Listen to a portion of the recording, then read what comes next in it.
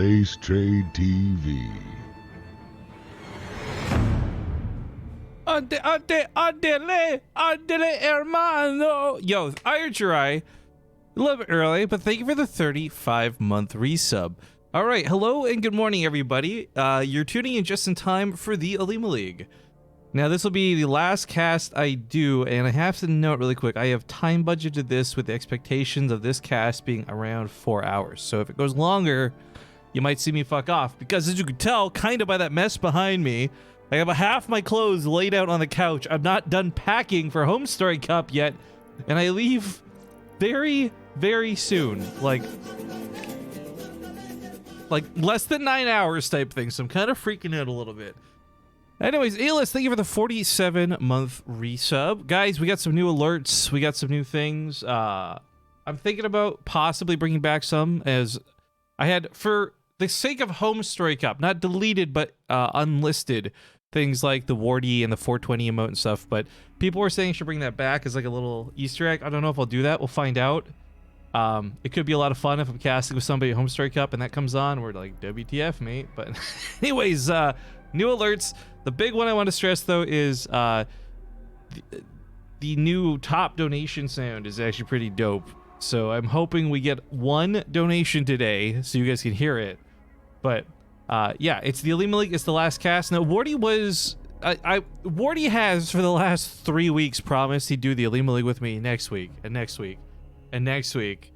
And then he keeps getting busy. And today I think he's casting something. So it's a solo cast, sadly. I hoped and prayed I'd have my bud, but he's doing the Wardy Invitational in 7 hours. That's got Bly, Namshar, Marine Lord, DNS, Euthermal, and Clem all playing, so you guys should definitely watch that later today if you're still awake. But yeah, I'm not done a great job packing. I need to fix this problem, but I'll worry about that later. For now, we should be getting games going in a moment. I'll bring up the bracket page with you guys here via screen capture. Whoop. Okay, that's not a great screen capture, but it will do for now. So I'm just gonna refresh. I'm thinking this bracket is completed because we already have walkovers starting, although I'm not 100% certain. Quick glance at things shows some pretty cool potential matchups. Leenock versus Cure in round 2 looks really sexy, to be honest.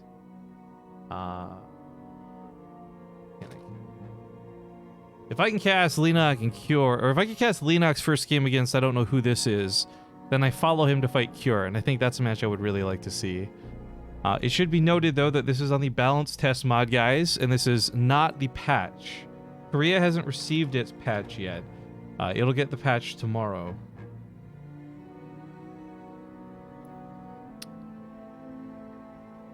Good job, if you just close the brackets.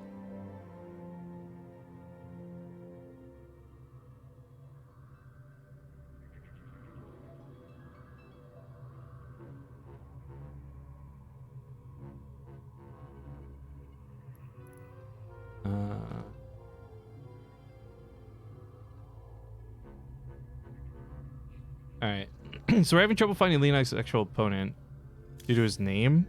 I thought it was Chinese, but I know Leenock knows how to read that stuff, so I'm gonna just go ahead and host the lobby while we wait here.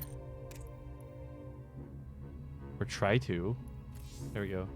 And I gotta remember to pick the balance test mod, because last time we did this, we had to do a regame. My fault.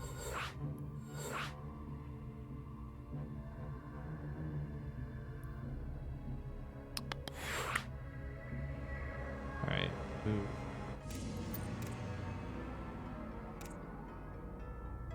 Grab Leenock. Also, hey, using my StarCraft glass because my water bottle's in the wash.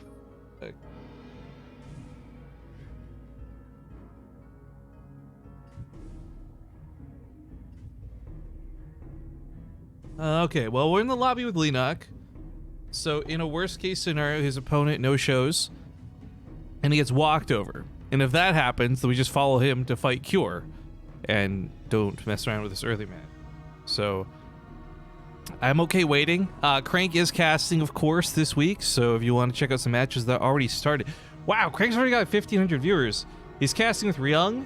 I'm gonna guess that's a little bit of that front page bump, but maybe Crank's actually just killing it today. But I think he's in a game for a different match. So if you're anxious and you don't want to wait, yeah, go to Crank's channel. It's just twitch.tv/tvcrank. In the meantime, I'm still perusing.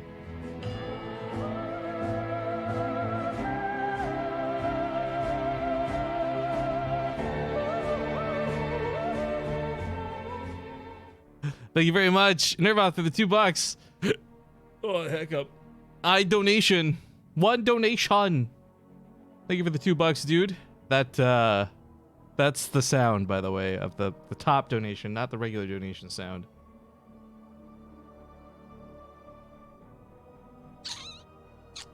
Yeah, we're really not having luck finding the opponent. So I guess we'll just wait for the walkover.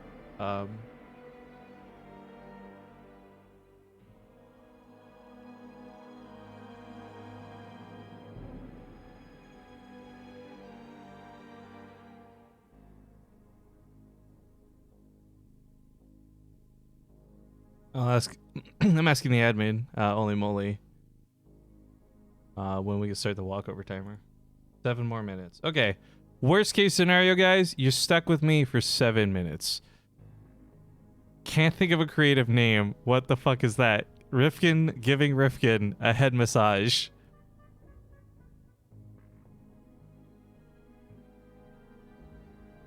Not bad. Pretty stupid. I like it. All right. So yeah, we'll wait 7 minutes. Okay, well, 7 minutes.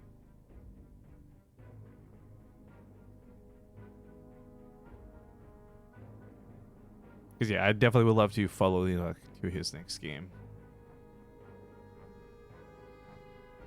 At any rate, while we were waiting, man, Pokemon Let's Go. Let's talk about that for a second. Holy flip, that's blown up. I went and I caved. I'm really mad at myself because I had just last week bought Diablo 3 for the Switch because I didn't play a lot of Diablo, but I got like a little nostalgia for it. So when I saw it was on the Switch, I'm like, screw it. This would be a great game to play on the flight going from Vancouver to Germany. And then this stupid Pokemon game comes out and everyone's so obsessed with it and it looks like so much fun and it's so cute and everyone's loving it. So God damn it, guys. I went and bought Pokemon Let's Go Eevee today. And I'll have that for the plane, I guess.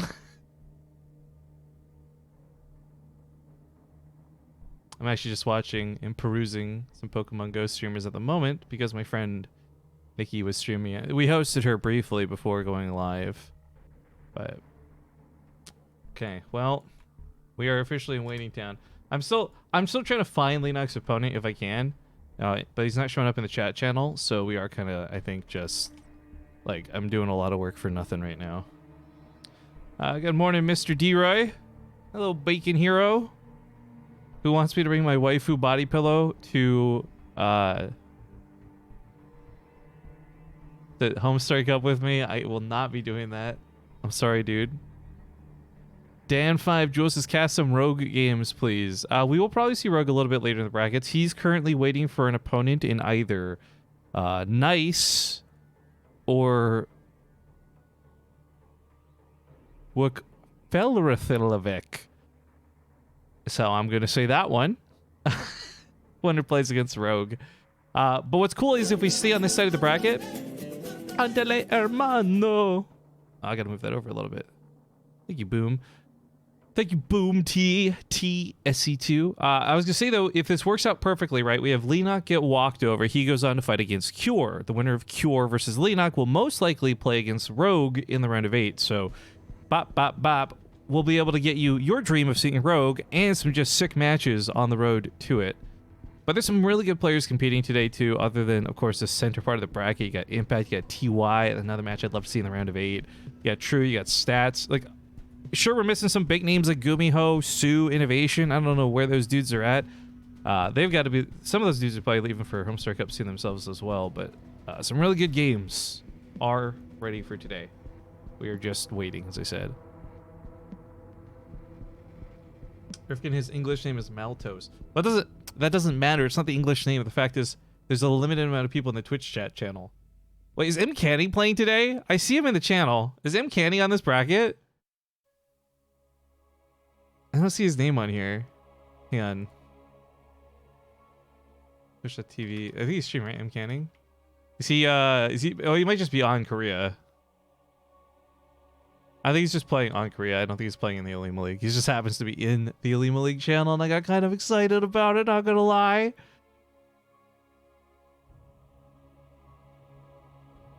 All right.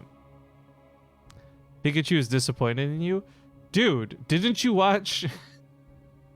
Wait, shit. I don't remember which was which. Donkey did a review of Let's Go Pikachu and Let's Go Eevee, and I just remember like one was really good and the other was shit.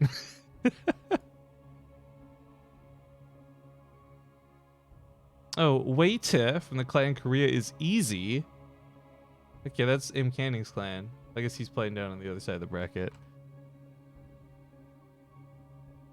It's too early. Yeah, dude, it's super duper early. Still casting after all those years, huh? I'm not sure what you mean by that, but yeah.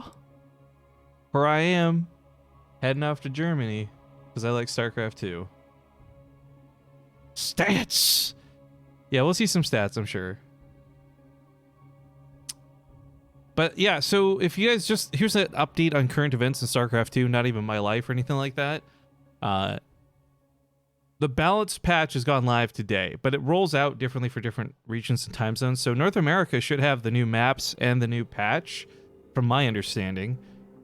Whereas Korea is still going to be stuck on it for the time at which we run the Olimoleague, which is really unfortunate, frankly. But it's okay because the balance test mod is close enough. Basically, after this week, we won't need the balance test mod, and we can go back to using GameHeart, which is great because I've really missed some of the functionality of GameHeart, like being able to see workers killed and stuff like that a little bit easier.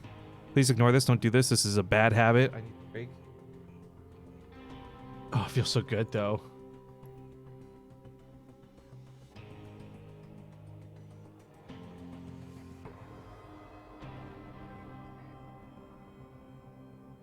All right, well, I just messaged Cure saying Leenox should be getting a walkover soon. Looks like TY got a walkover as well, so TY's already in the round of 8. I think we made a command for the patch, right? Patch, exclamation mark, patch, some shit. Joyce says, hi, I want to play Stardew. Joyce! Whammon! You see that pile of clothes on the couch? That's my bag still not being packed. Fuck. Hey, you guys, I gotta show off this super cringy thing I got, by the way.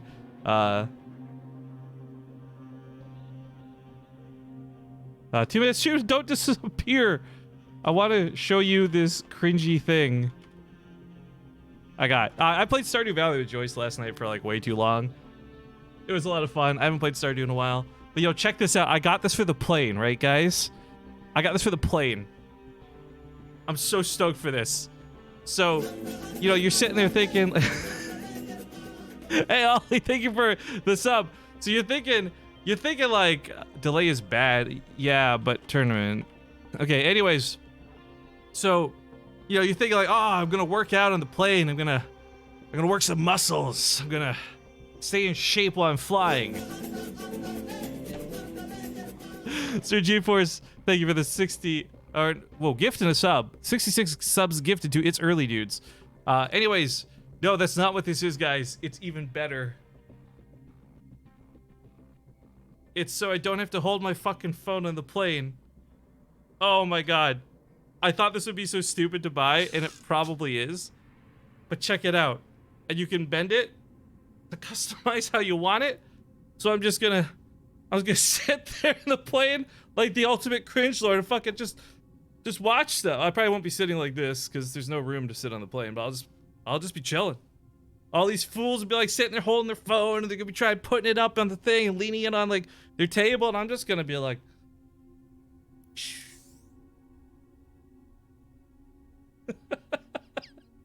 all right. So while I cringe out here just a little bit, looks like Leenox has gotten a walkover. So we're gonna host the lobby now on Blue Shift, Cure versus Leenox.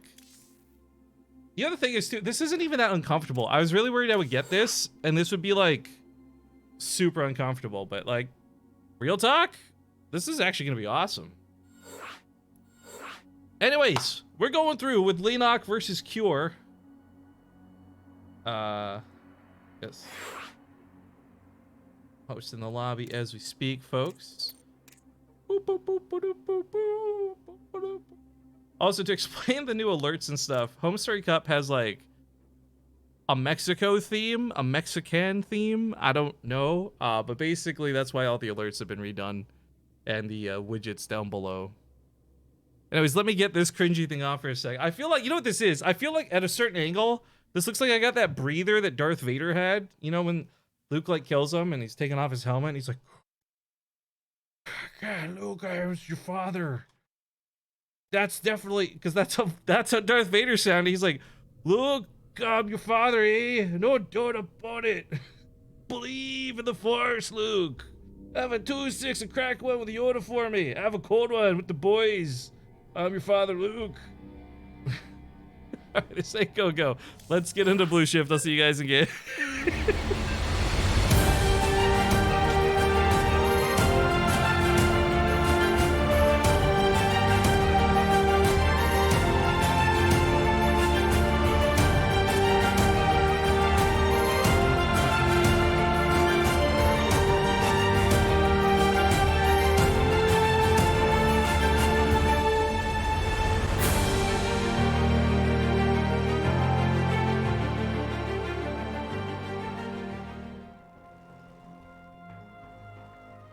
All right, we're back in action. Oh, right, I was playing on Korea, but don't tell anybody. Let me fix that up real quick. All right, it's the Olimoleague. For some reason, the Olimoleague logo is not currently loading. Let me refresh it. There we go. Okay, you're watching this week's Olimoleague. Andale hermano. Cringe Lord. Perfect name. God damn it, Sir GeForce. Thank you for the sub. We're getting into game number 1 of the day. In the top right side of the map, we got that blue Terran player Cure. And of course, he's playing the ultimate Zerg badass in the bottom left. If you like hentai, you'll like this guy, because his nickname is the Lean Octopus. Game paused. Ooh.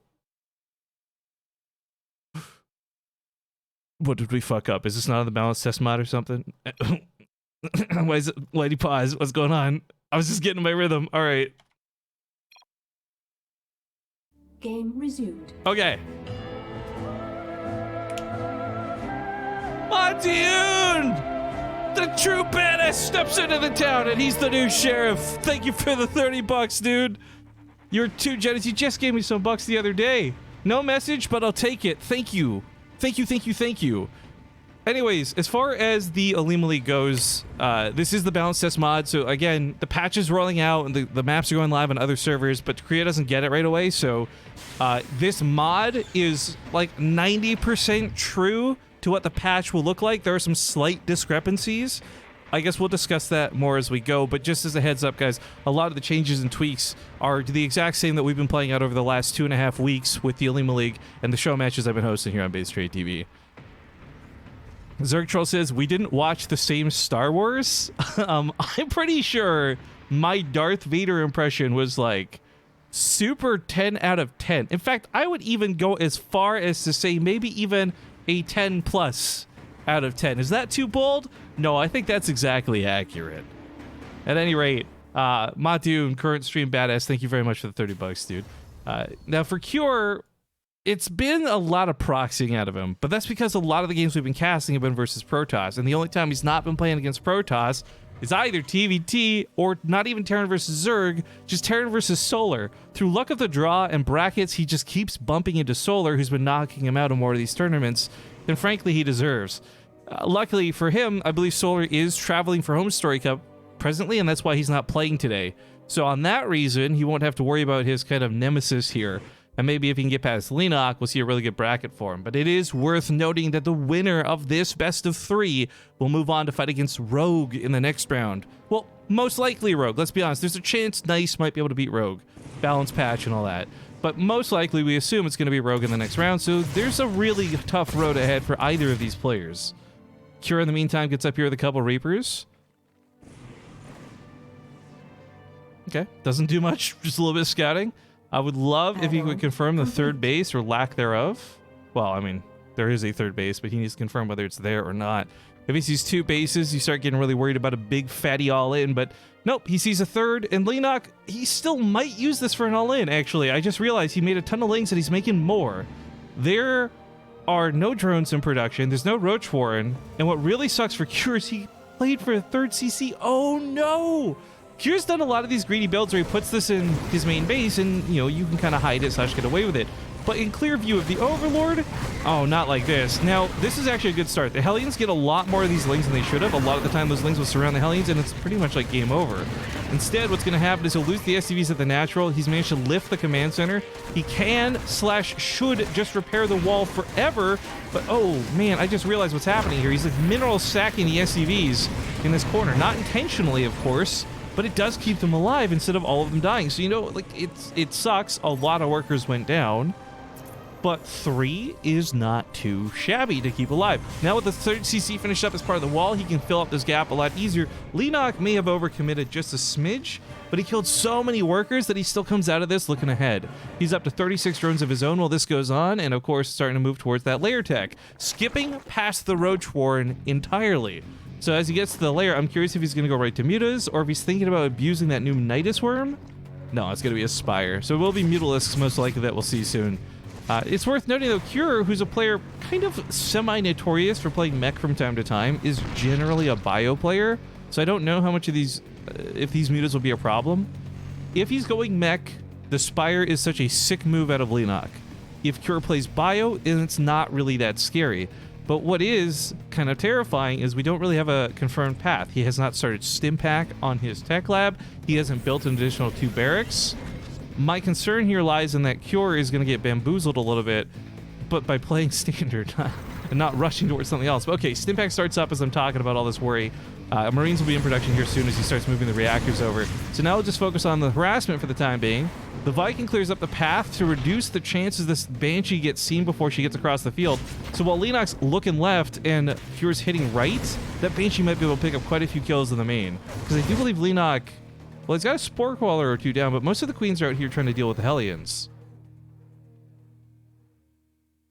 Also, guys, I'm like super stupid happy right now because I know she's probably leaving as I'm talking, but Sailor Salty saying in chat, all my friends who come by to check out StarCraft or my channel stay for like 3 seconds and fucking leave.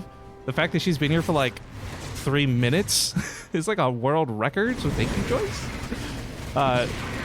Oh boy, these Hellions getting caught in the middle of the map was not something Cure wanted. These were his map control. This is what was going to buy him all that time. Ooh, the wall barely gets finished. Well, not even finished, placed down. That was going to buy him, those Hellions were going to buy him so much time so he didn't have to worry about this chaos. He could focus on his production, but instead, the CC at the 3rd is going to have to lift up. There's no chance this would get cleaned up in time. So it's a big loss in this SCVs being produced. It's a mule gone. Now we got these Hellbats literally flying across the field. Mutalisks, of course, the real name. The Banshee should cloak. The Banshee should cloak. The Banshee should cloak! There we go. A little bit scary, a little bit messy. Cancels the engineering bay he had put in the wall because it was just for blocking sake. It wasn't really there to be a real engineering bay, but oh, there's not enough Marines out. Oh, this is game over, I think. Maybe. Oh, hang on. If he's able to keep Stim alive, this might not be so bad. But if he just clear up the Marines, there's no question that that would happen. And he is going to get Stim too. That's going to be game over, guys. The wall's under attack. There's nothing to defend it. A pretty bad defeat for Cure. He takes the L and goes down to game number 1. Leenock. All right, well, the Olimoleague is loser's pick, so we'll give Cure a moment to figure out what he wants. Give me a sec here.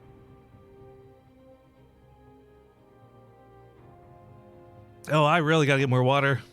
And I really got to pack my bags, damn it. Let me see what the next map is from Cure. Doko Kodo 1, great name, can't say it, says new Nidus Worm question mark. So the Nidus Worm has changed a lot. First, the actual Nidus network, the one that you build to build the worms, that costs more. I think it's 200 now or something. But the trade-off is each Nidus Worm you build is 50-50 less, so 50-50 total. Half the cost, so you can build twice as many Nidus Worms for the same cost as before, and it's way more efficient. They also made it so it's no longer invulnerable while burrowing out of the ground. Instead, it has 6 armor. So workers cannot kill it, but real army units can. So it's a really interesting dynamic. We've seen, I think, 2 uses so far of the new Nidus Worm. Nothing that has been truly groundbreaking or game-changing, but it has kind of shown the strength of that cost reduction. The fact that players can essentially spam Nidus Worms now is a pretty big deal. Anyways, Cure has elected to go for Fracture, and we're getting into game 2. KWaz says, hey, is that live or a testing? Dude, that was a really tough, very short question to ask. This is live. The test part is the new alerts. So if you saw some of them get triggered already, then you know what I'm talking about. If not, sit tight and hope somebody cheers bits or donates so that you can see them. But let's hop into Fracture, guys, for game 2.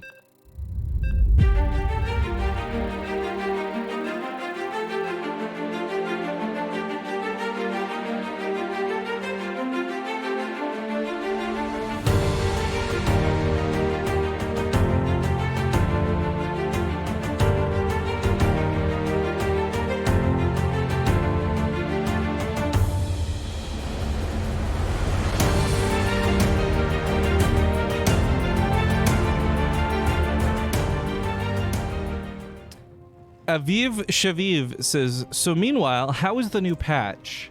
Undecided. It's not really out yet. Again, if you guys are just watching what's happening right now, on Korea, the patch is not live, and it won't be till tomorrow. That's just the way time zones and patching works, right? So throughout the course of today, you'll see a lot of your players who like to play in North America and Europe playing on the new patch and getting a taste for things, getting a feel for things. But everyone else is playing on the balance test mod, which is a slightly like abridged version of the patch. I don't want to get too much into it. It's got some small, very minor differences, but that's only because it's out of date. At any rate, we're getting into game number 2. If you guys are just joining us, you're watching the Olimoleague, and spawning in the top left, we have the blue Terran player Cure.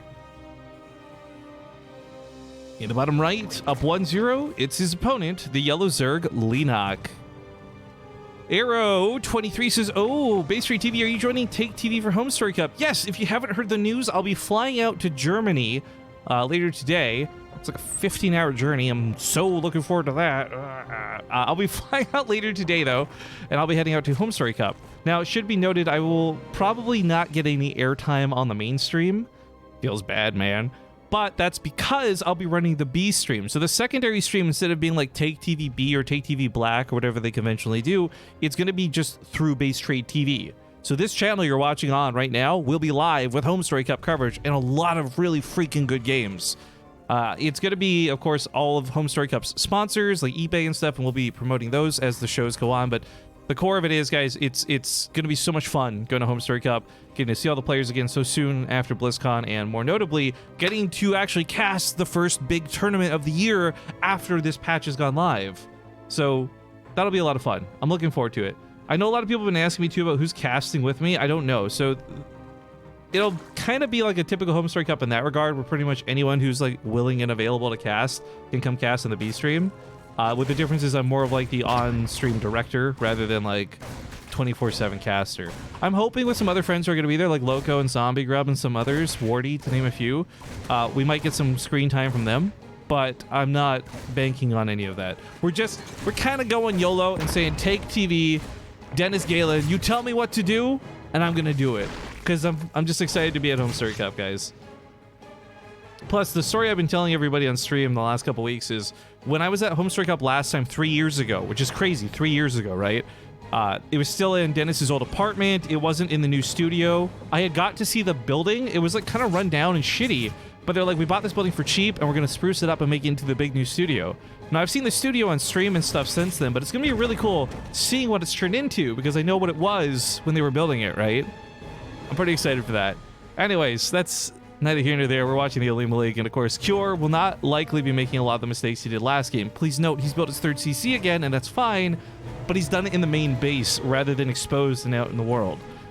He'll probably be a little bit more cautious with his Hellions, but the big difference for this one, and this is... I should talk about the map choice a little bit too, because Cure's the one who picked Fracture. This would be something that you would expect Leenock to be the one picking.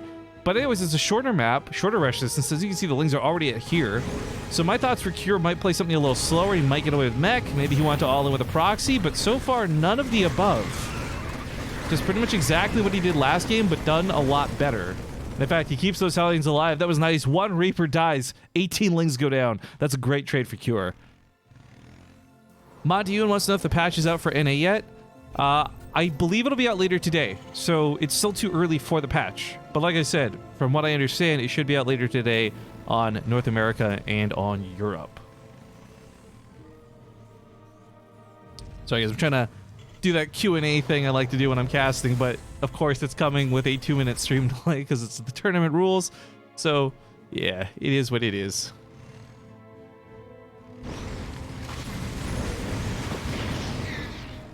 Hellions get some okay trades out here. The Roach is taking some small damage. Realistically, those Hellions would be better used in any other capacity right now. I think Cure's not microing there because he's building bunkers at home. So, like, those Hellions could have gone directly to the mineral line. They could have stayed at home and helped with the Lings. Cure's trying to build a secondary layer of a wall to buy more time for that bunker, but it's not here. Placing that T-put down just in the nick of time. But is that building going to be enough to save him? It's a lot of Roaches. And while a Banshee would eventually clean this up, the keyword really there is eventually. There's no other units to fight with. There's no Marines to go into the bunker. The siege tank's not done on the high ground. It's 2 Banshees to keep him alive in this game. So far, though, it's not looking too bad just yet. Okay, we're getting there, right? The wall's breaking. There's a hole. The SCVs are trying to plug that gap. The tank sits up here on the backside. Now, this looks a lot more holdable. But Cure's already lost so many workers through this attack. 31 SCVs have died! 13 live! That's nothing you recover off of. He's got 3 CCs, and of course, there's going to be a mule. We can factor that in. But guys, at the end of the day, a mule doesn't make up for 30 workers. Cure's really far behind. The best thing Cure could do is get a counterattack, a really strong counterattack. But it's going to be very difficult. Queens are super good at defending, plus there's Spore Crawlers. Now, if you guys don't know, the Queens actually had their Transfuse nerfed in a pretty big way. It's still 125 healing overall, but they've cut it in half. So it's 75 heals right up front, but then 50 over time, and it doesn't stack. So while he has no energy for transfuses, they're a lot more useless if that... It sounds really harsh to say it like that, but it's kind of the truth. But while this goes on, he's got the Siege Tank brought to the front lines with some Hellions. The Banshees have got a lot of just raw damage. This positioning in the back's a little funny, but he should be able to hit the Spore Crawler with this, I believe. And then use that to zone out. As the Banshees protect the tank, they can then move in and kill the Queens afterwards. Remember, even if they had energy to transfuse, the transfuse is far less effective now. Cleans up a lot of these Lings, but the tank's still going to go down by the looks of it. There's that little transfuse heal over time animation. The Queen gets a little bit of extra health back. The other tank arrives. Would have been good to have 2, but he's down to 1. Leonok, of course, his biggest advantage was his economy. That was going to carry him through, but the weakness of a small period of timing has passed. And I think even though there's 4 Banshees out, I don't know that Cure has enough to do anything here that I would consider very real damage. Like, if he was chipping away the hatchery while this went on, and the hatchery's like half dead, and they could finish it off with the tank, that'd be different. But unfortunately, he's just been kind of sitting here. Hey, listen, please don't let the pros observe. Dude, I know. Pros do this thing. Look, pros are really good at the game. They don't need to know how to observe, and that's fine. The thing that triggers me, most pros do, is they do this. They grab the mini-map to observe, and they look around like this. And it's so jagged and uncomfortable to watch, in my opinion. But when you think about it from their point of view, they're just looking for information very quickly. They're not trying to show the viewers anything. They're looking for things they would read for. So why they do it makes sense, but oh boy, do I hate it. Middle mouse button. Team middle mouse button. Am I right? Nice smooth panning. Although, let's be honest, I'm a pretty garbage observer, so don't go float my ego like that.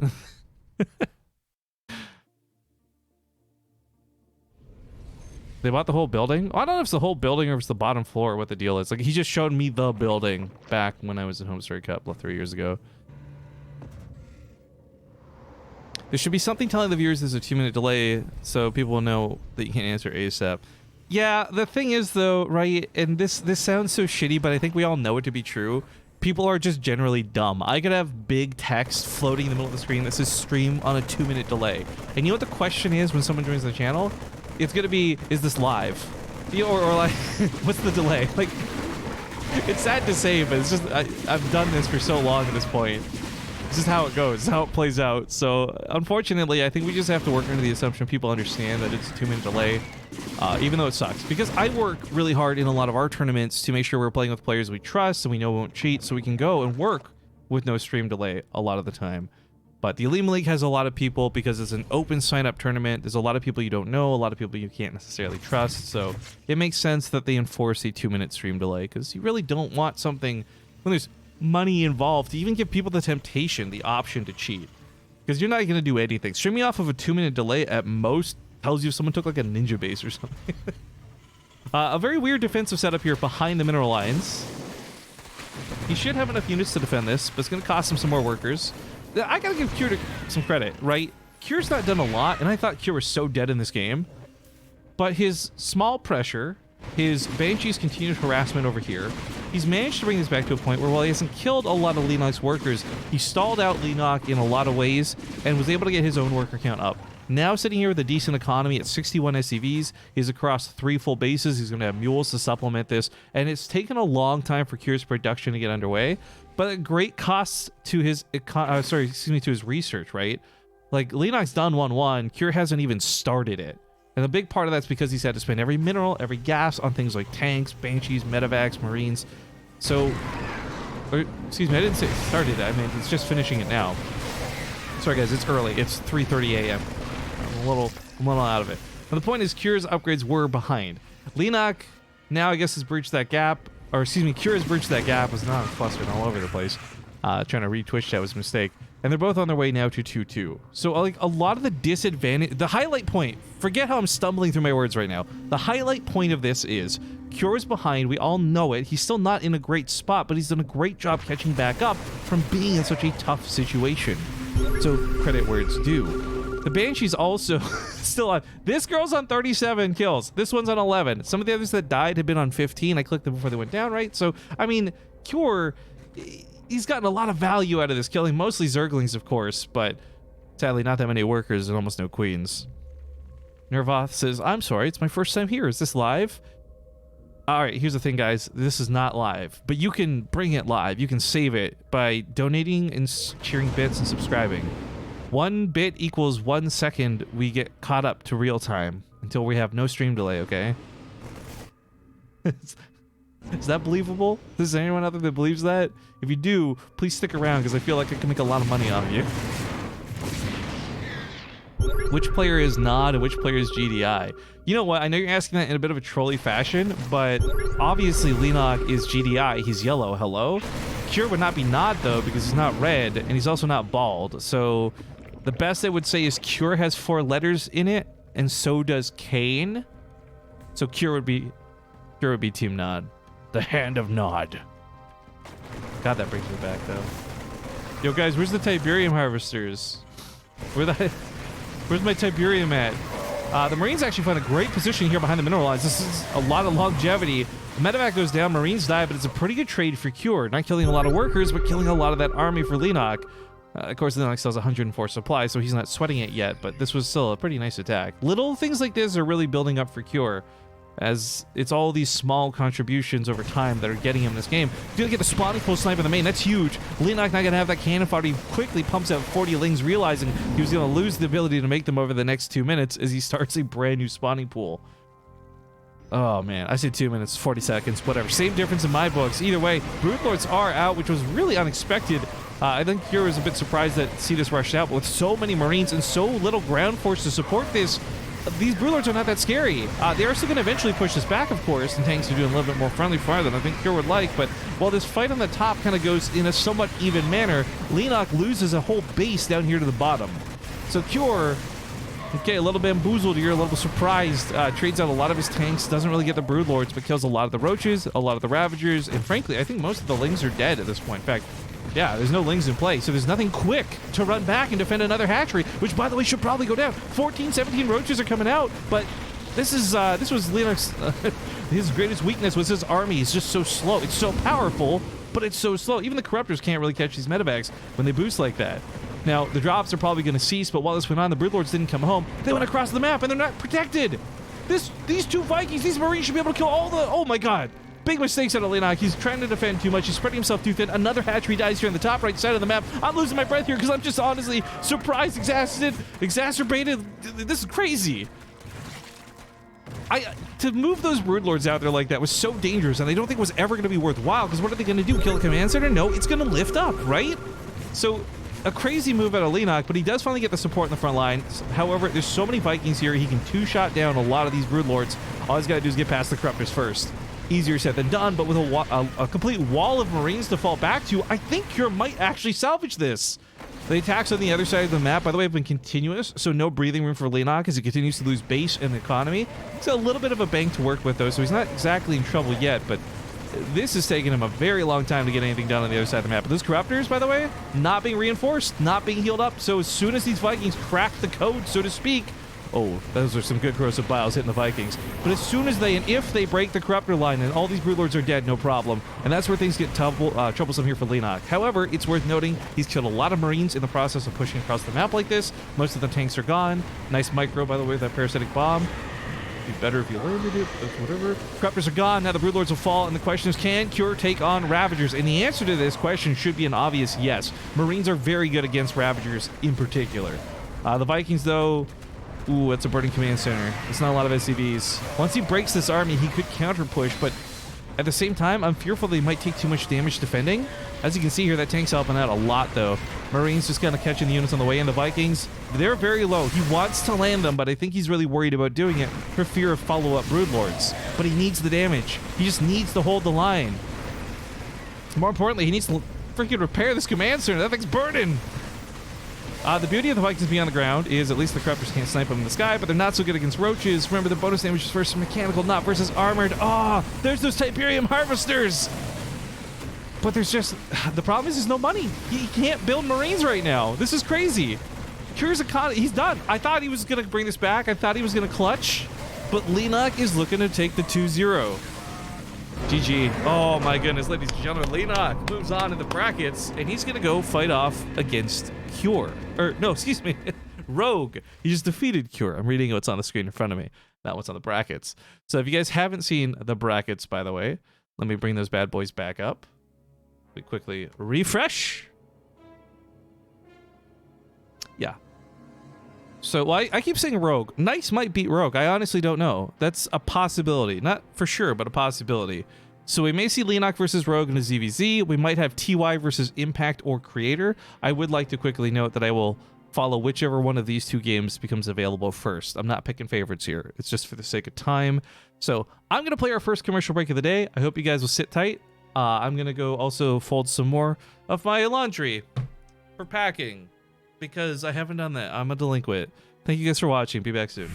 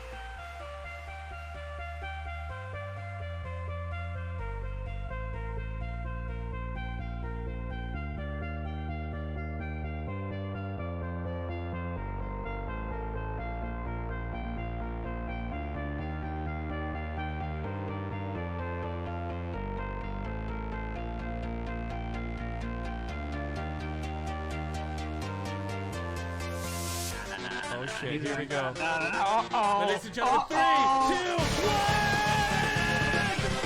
1! That's what I really love about the way he bobbed and weaved the medevac. He knew that would be the main attraction. He knew that'd be the big target.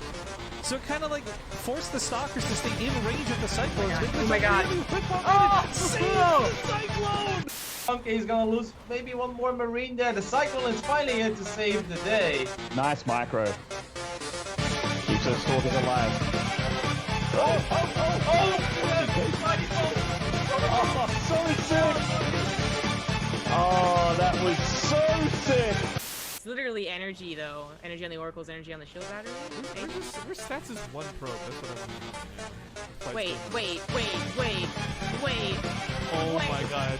Are you real? Oracles are so good. Oh my god. Are you Guys. fucking kidding me? Why did David freaking kill? Right, well, hold up. No, just think he's dead. Well, the oracle's not a juice? Yeah, but GG. it's Oh my god, what Patience was supposed to win? What? Also, look at this. It's the only time we're gonna see a Terran symbol.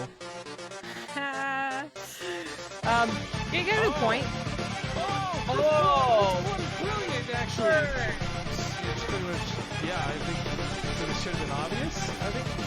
Once 3-3 kicks in, he might have an easier time, but the fact that there's constant backstab here is just going to be so difficult. Oh, man! Like, actually taking these engagements, keeping his cool for the most part while everything was going sideways. Like getting his up. Oh, he tried to trap the ultras in the tools so they could get him in the liberators. That was so cool! GG! The only other person I've seen do that was Impact I've still got the hatchery selected. I'm watching Impact's vision right now. sees it. He's there long enough.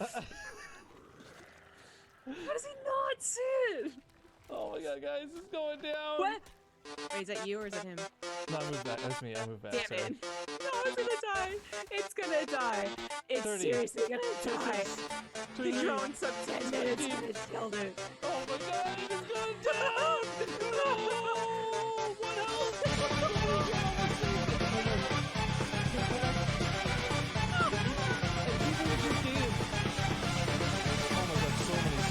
So the ghosts just have no problem sniping off the very few army supply that comes at them.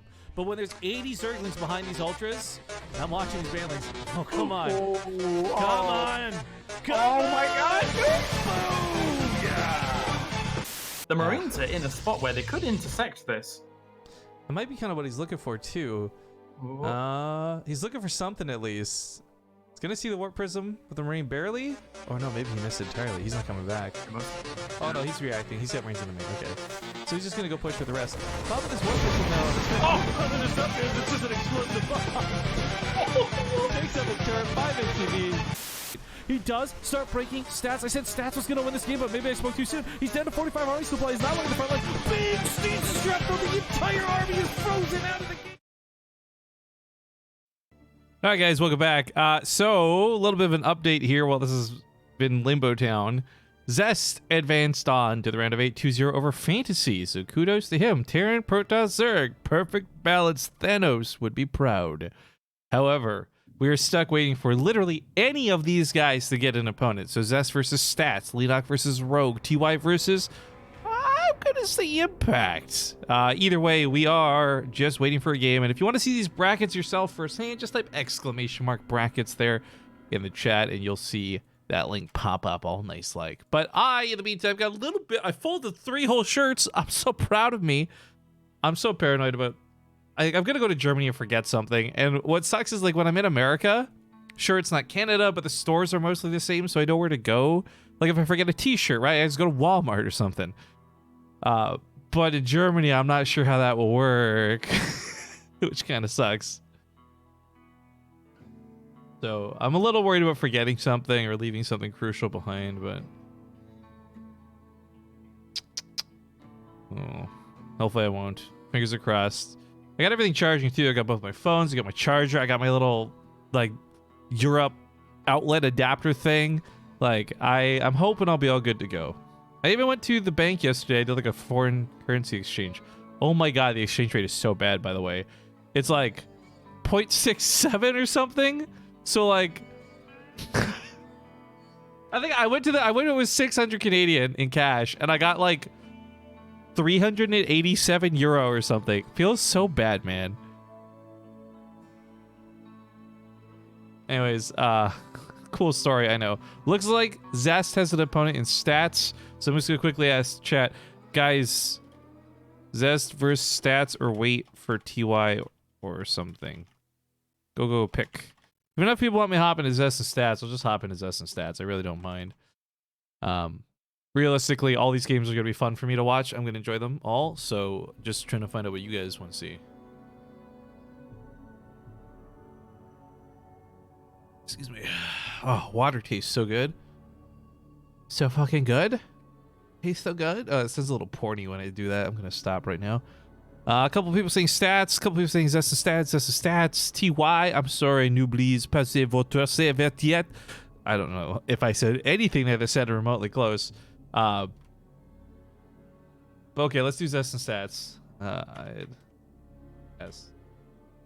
Please.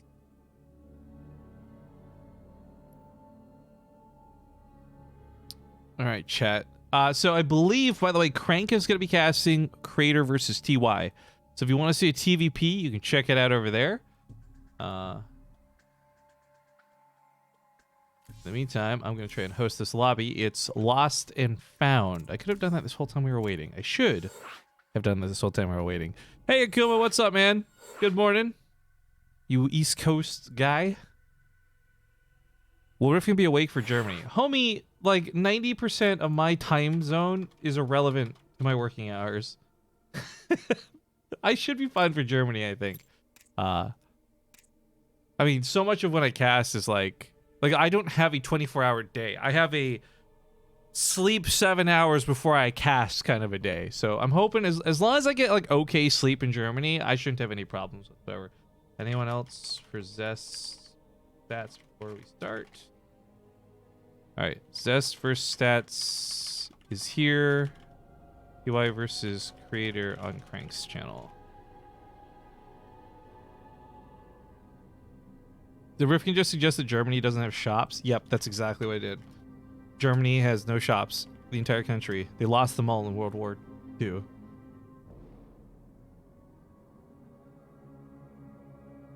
All right, this thing ready. No one else wants to say. Let's hop into it. Ladies and gentlemen, it's Lost and Found. I'll see you in game.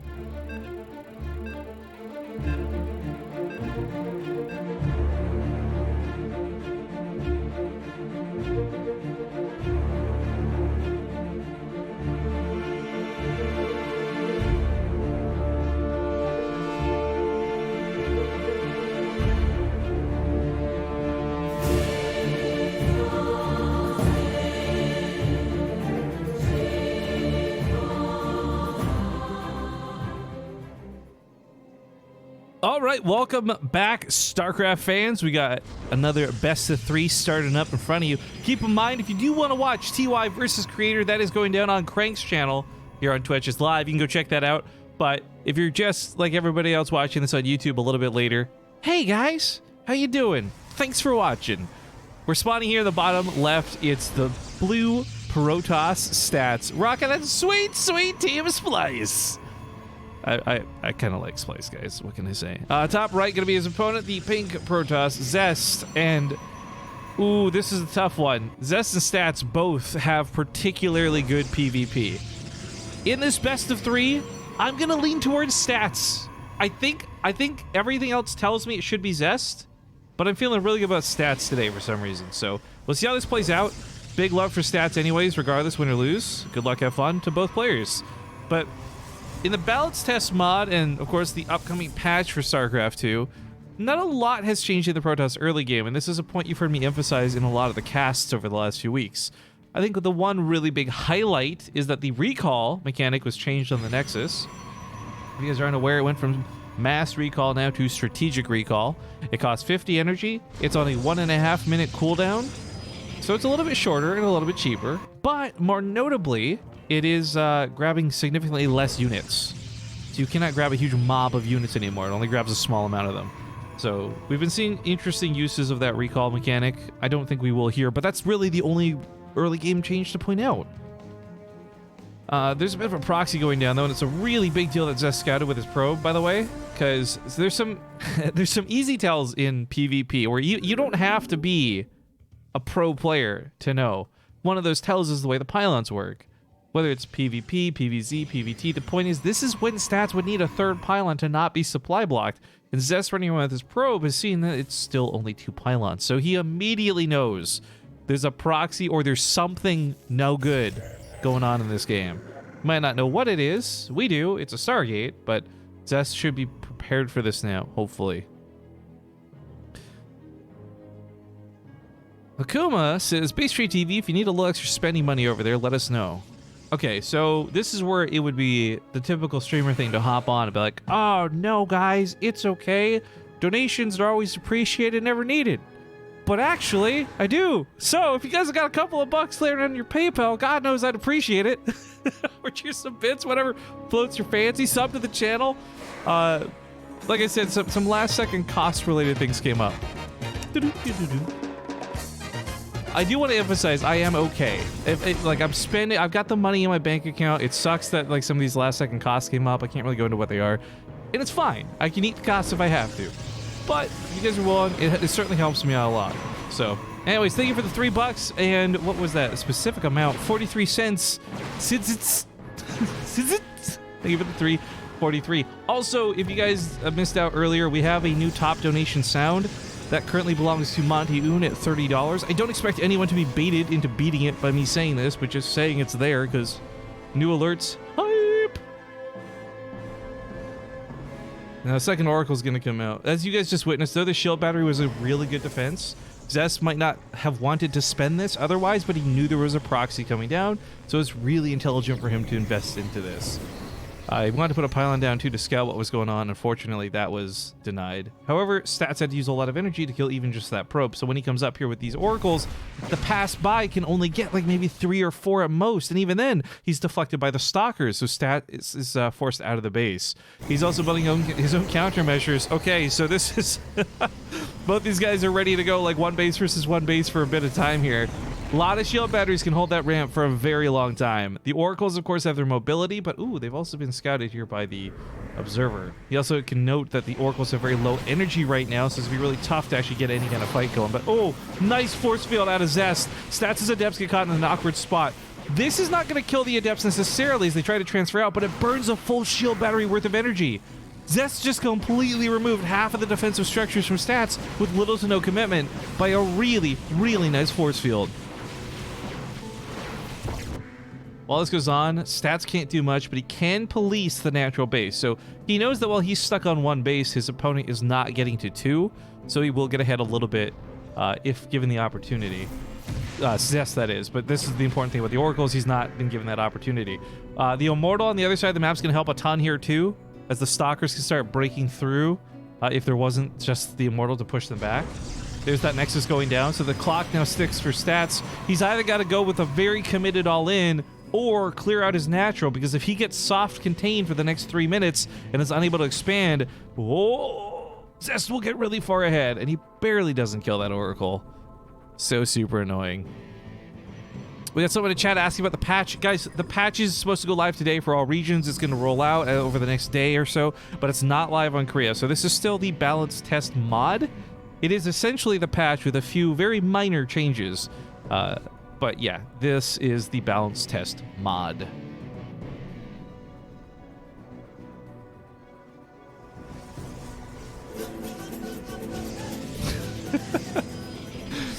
I love these little themed emotes we got going on now. I think we just saw a strategic recall, by the way. Yeah, Zest, so he grabs the units that are outside the base.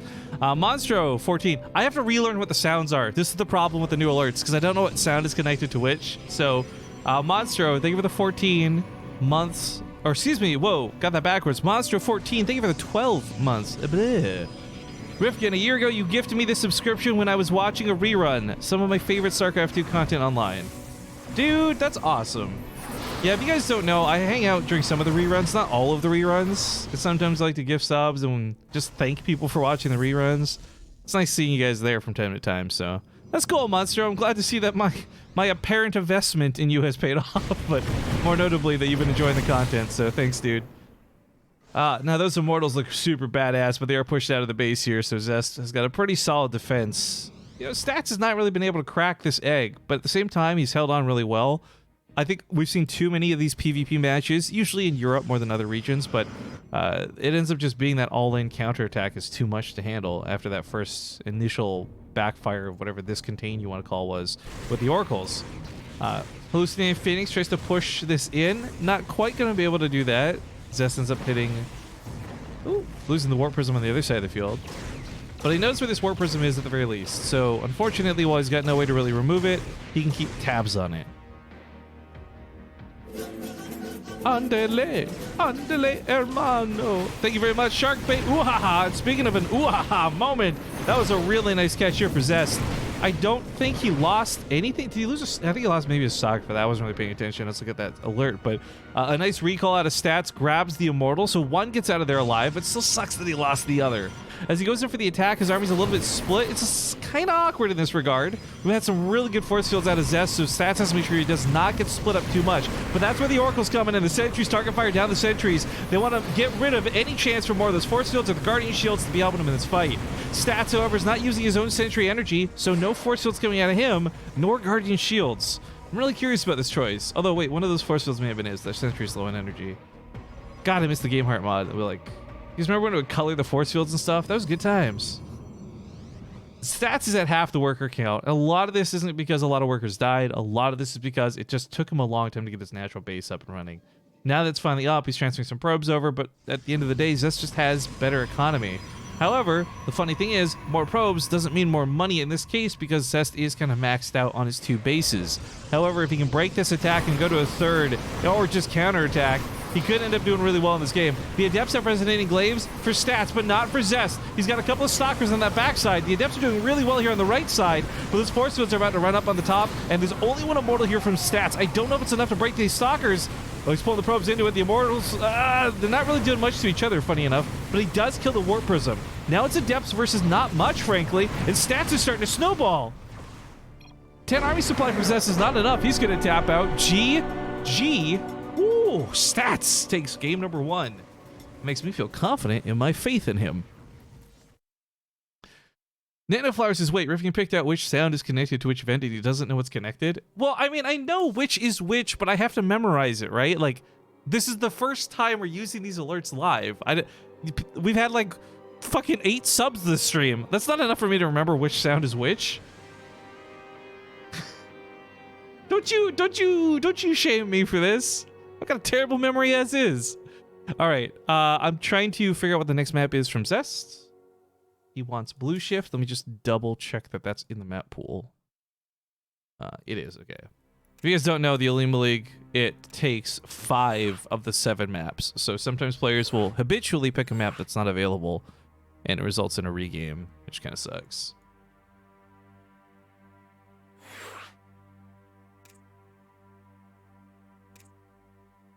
All right, Zest and Stats, game number 2. While this goes on, some other updates to the brackets. No, there are none. But looks like TY and Creator are also hopping into game 2 at the exact same time. So, hey, that works out perfectly. If you guys want to go watch that again, it's on Crank's channel here for the Olimoleague. Lunchtime media says reruns are just not quite the same for some reason. Gotta be here live. I agree. I have no. I'm gonna skip the intro to talk about this. No ill will, no shame for those who watch reruns. Sometimes you just can't catch it live, like your work schedule or whatever doesn't allow it. But I think Zombie Grub kind of brought up something like this, where even though you know it's silly and it's ridiculous, it's a fan-driven thing. Like, you just feel being there live because somehow, like, you cheering for Zest could somehow give them the power to win the game. But when it's a rerun or a replay, you know that the outcome is predetermined even if you don't know what it is, so it doesn't feel like you're helping. I don't know if anyone else falls into that category, but I definitely can see that. At any rate, folks, it's game number 2. We are, of course, in the round of 8, spawning in the bottom left side of the map. We got the pink Protoss Zest. He's down 1, though. In the top right, he's up 1. We got the blue Protoss Stats.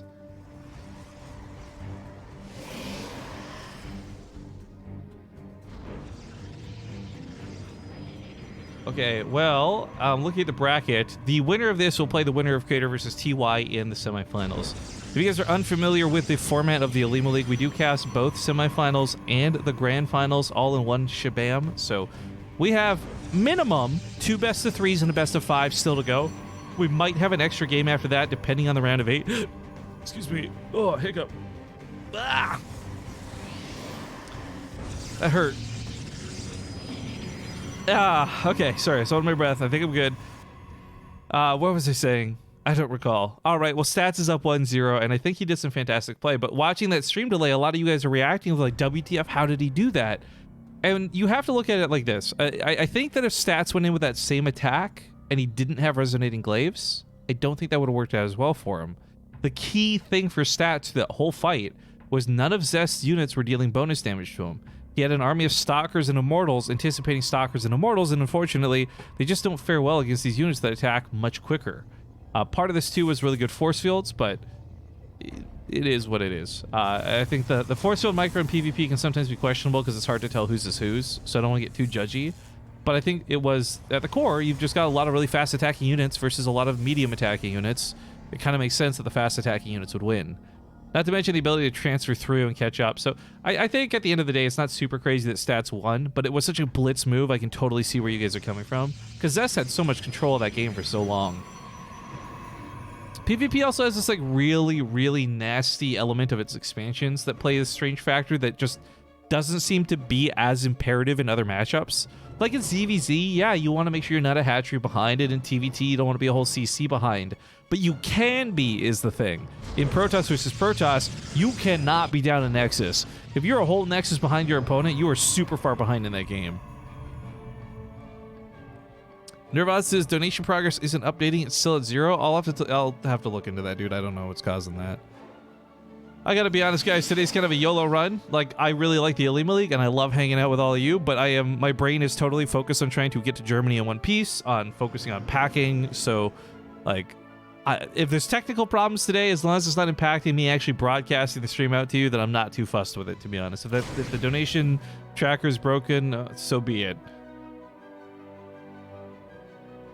I smacked Creator hard in game 1. Thank you for the update, Sneaky Fox. I would definitely love to see if TY can beat Creator wholeheartedly and then move on to fight one of these two in another TVP. That's going to be really awesome semifinals.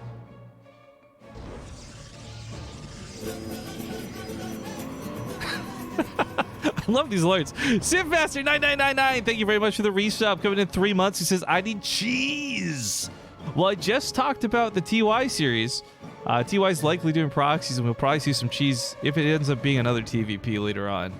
Hopefully we'll get a little bit of that. Onslaught wants to know if skins are allowed. Yeah, the Olimoleague has no rules against it, which I think all tournaments should have no rules against it. But hey, you know, that's... Ooh, another topic. Monstro says, I remember watching you guys when HOTS just came out. It was like 14 or 15 years old or some shit. So I really like that now I have the money to support you as a 19-year-old student. Oh, you mean you were 14 or 15 at the time? That's cool, dude. I think we have a fairly, just generally speaking, older audience. So knowing that there's a 19-year-old watching, fucking high five, dude. Enjoy life of a student. And kudos for watching StarCraft for as long as you have. Do you remember the Ace Hoy meme? Yeah, dude. I can't escape it. I went to TwitchCon. TwitchCon has no StarCraft and almost no esports there. I go to TwitchCon, and within 5 minutes of arriving at TwitchCon, I bump into Joyt, who's wearing the Ace Hoy shirt. Ugh. Can't escape it. Nice run by here, by the way. The Oracles combined with the Adepts, net 11 kills on those workers. Now, this works out not as well as you would hope. For stats, it comes closer to equalizing than necessarily like locking him in a lead, because of course his Nexus was slower than stats. So, okay, 11 kills is a lot of workers dead, but it's not enough to really start winning stats the game just yet. Interesting choice in the recall. Escapes the transfer too.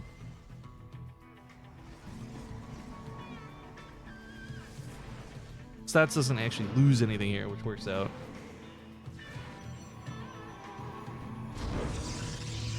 Oops. Trying to think about how this is going to shape up. I mean, the Oracles have a lot of utility, which is cool. We saw this with stats using them last game. Zest has thrown down the odd stasis trap. We're going to see probably a revelation tag or two on the army. There's always the threat of it hitting the mineral lines, which is why you see him hallucinating Phoenix for scouting and more notably keeping stalkers around the minerals. So stats, there's a chance he gets caught off guard, but that chance is pretty freaking low. He's doing a really good job guarding. Sentry gets picked off there. That kind of sucks. Weapon upgrades will favor Zest a little bit, by the way, this game, so he's going to have his +1 done a little bit faster than stats. Not by enough that I think it'll be very noteworthy. Charge starts up at exactly the same second for both players, too. That was kind of cool to see. But the fact that it's both charge means there's not going to be that massive depth play out of stats, which I did like, actually, quite a bit. Generally speaking, I'm not a big fan of adepts. I feel there's a lot of ways they could fail you, even if you market them correctly, but the blitz move was so cool to watch. But Zealots and Archons are looking to be what this game's shaping up to be. An old school, very classic way to play PvP. I can't think if any of these units are going to have balance change really affecting them. Because for Protoss, most of it came off of the cost of like the Robo or the air units being changed. Or, like the Tempest has been not necessarily redesigned, but changed and overhauled entirely. Immortals and Zealots are still what they were. Archons, still what they were. You know, I know not a lot of you guys play co-op. A lot of you guys just enjoy watching StarCraft for what it was. By the way, here's that really cool Archon skin. But in co-op, if you play Artanis, his Archons can get Psionic Storm. My question to you, the dear viewer watching, whether it's on YouTube and you're leaving a comment down below, or you're watching live on Twitch, do you feel Archons that could cast Storm would break the game? Or do you think it would actually be okay? I'm just curious what your thoughts are. Let me know, dear Protoss fans. +2 weapons for Zest is so notably ahead of stats. There must have been a Chrono Booster too that went into that. This is something that's not going to be too dire. Being down an upgrade for a fight obviously is not good, but it's not like a lot of upgrades and the timing isn't that drastic. However, it's a timing that revolves around the third. That might be a little more important, because if this Nexus goes down on the right side and Zest gets away with the third, then Stats suddenly finds himself behind. And that economy translates really well to warping in things like massive amounts of Zealots. We got those Archons trying to get in there too. Both players trying to dodge. Really great Zealot micro on each side. However, it's Stats who loses out on that front wave of units. The Archons aren't getting the splash damage they need. The Immortals break the back line. Stats is dying. That +2 weapons upgrade is helping out a ton. It's not the determining factor here, but GG's get called. And Zest takes game 2, tying up the series 1-1. An interesting question out of Onslaught, if you guys are brave enough to answer, how old are you guys in the chat? I'd love to know that too. For those who don't know, just turned 30 this year over here. I think, if I had to guess, I think our demographic is like 22 to 30 in that ballpark. Even older than that for some cases too, but I think that's our average. I don't have any actual statistics to back this up, and I'm not like tracking your data in chat. I'm just curious. I'm just looking for a median here. Anyways, we'll go to game 3 here in a moment. Stats map. I'm going to go to a quick commercial break, guys. So thank you for watching. Be back in 2 minutes for game number 3.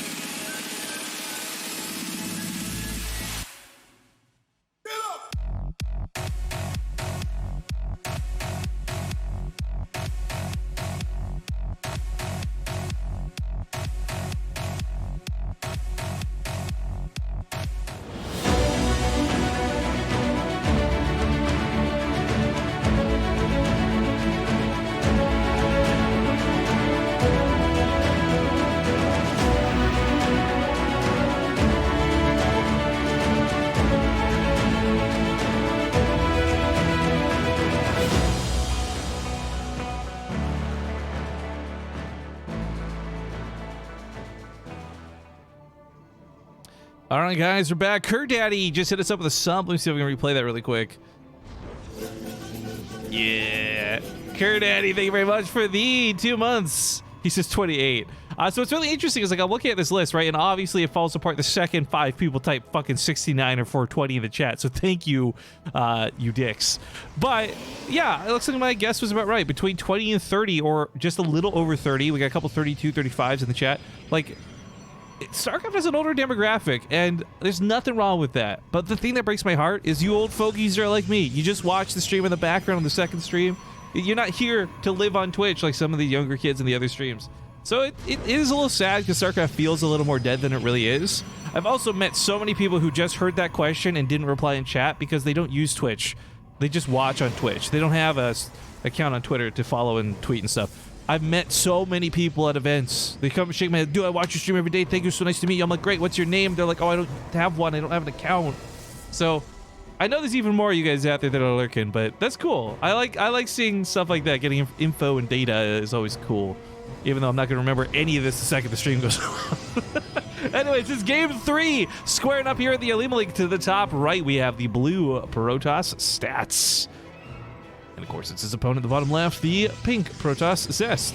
Now, I did mention both these guys are quite good at PvP, so I think a 1-1 is not at all crazy.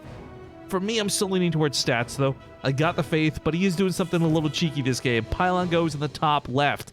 Big scout from Zest. I highlighted this for the, or we'll say novice viewers earlier, but the same element applies here. No third pylon, no second pylon. There's a lot of big question marks that get raised by this not being at home.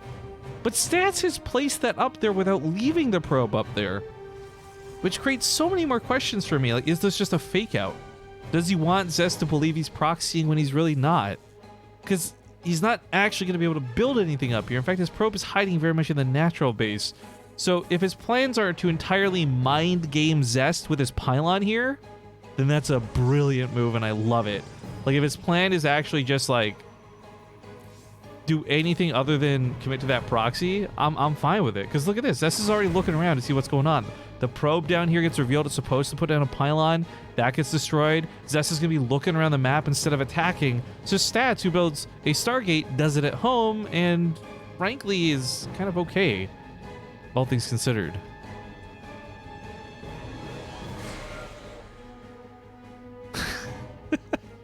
What is... I don't know if this is copy-pasted. This is dangerous reading it. One Armed Scissor in the Twitch chat says, I would like to thank the BaseTradeTV chat here for allowing me to engage in civil conversation involving differing opinions without resorting to name-calling and childish behavior. I'm proud of you, chat-chan.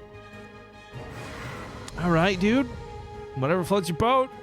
I like our chat, though, because while it is slower and more dead than other comparative streams, it is also way just better. We've spent so much time banning so many shitty people. It's nice knowing that, you know, whatever hashtag safe space jokes to be made, it's just really nice knowing that a lot of the toxic people that you see in the WCS chats and like other channels are not able to speak here. So you know it's a good place before the going gets going. But a lot of self-jerking off there really quick because this was a pretty big deal. The Adepts break the pylon, they push into the base. They were supposed to get a lot more probe kills. However, not going to happen. Nice Phoenix pickup, by the way, trying to grab one more Adept out of this. Oh, the Stalker's getting a little bit awkward with their pathing, but he's okay. Nexus for Nexus, though. Stats' weird pylon gambit. I don't know what you want to call it. I really don't know what this was. I think he was hoping to just make Zest overcommit to scouting for a proxy that didn't exist. Didn't happen, so whatever. Stats and Zest are still on somewhat even footing. The difference is, of course, Stats lost some probes in that attack. 6 are down, and that's about what he's behind in the workers right now. Should be able to make this up if he can get a couple of kills here and there, though. 5 is not a big difference between two players. Gives Zest a pretty noteworthy advantage, but that advantage is going to come in like 2 extra Zealots over 10 minutes. It'll be more later, of course. I'm just saying for now it's not that big of a deal. Stats, however, is not producing a lot of probes. This has got me really curious about the second Nexus choice. Zest is also got for double Stargate, so he doesn't have a lot of ground units, but he's going to have a lot of air units. This is actually the most confusing stance I've seen in a PvP. Because the idea was if it was genuinely going to be Phoenix Wars, well, Zest wins 2 Stargates to 1. But the difference is Stats will have a little bit of ground backup. However, Stalkers and Sentries and Zealots don't really help out with the Phoenix War all that much. So I'm really genuinely perplexed about this. If Stats walks up this ramp and he gets caught in a stasis trap, he's going to have no chance to fight whatsoever. It's 5 Phoenix to 5. Zest will have more in a couple of moments. Really, don't take the bait, dude. Don't fall for it. That stasis trap is so obvious. Boom! Grabs all the Stalkers. The Guardian Shield does affect Phoenix, but only if you're fighting underneath it. Oh, this is bad. A couple of Zealots come in. The Phoenix can't really fight this. If the Stalkers weren't stasis like this, Stats could absolutely take this fight. Look how low Zest Phoenix are, but it's still a few more seconds before these get released. As the Stalkers come unshackled, though, the probes are pulled to surround them. He tries to target fire down the Phoenix. Remember, they're low, but the Stalkers are actually dying to the probes. The probes are doing enormous damage to Stats' army. This is not working out. The high ground vision there. Oh, let's rewind this for a second. This was highlight worthy in my opinion, honestly. Look what Zest did here, right? Zest was like winning this game for sure right here. He moves out of vision. So the Stalkers that are trying to target, look at this. The one Phoenix here that's gonna die 10 health, can't see him, can't shoot him. Oh, that was so cool. That was such a cool move out of Zest. It's a small detail, but it was a nice one that helped during this victory. GG's. Frickin' G's. So Zest will move on in the brackets to the semifinals, where he'll face off against the winner of Creator and TY. That game is presently live over on Crank's channel being cast, so if you guys want to check that out, that's where you should head over.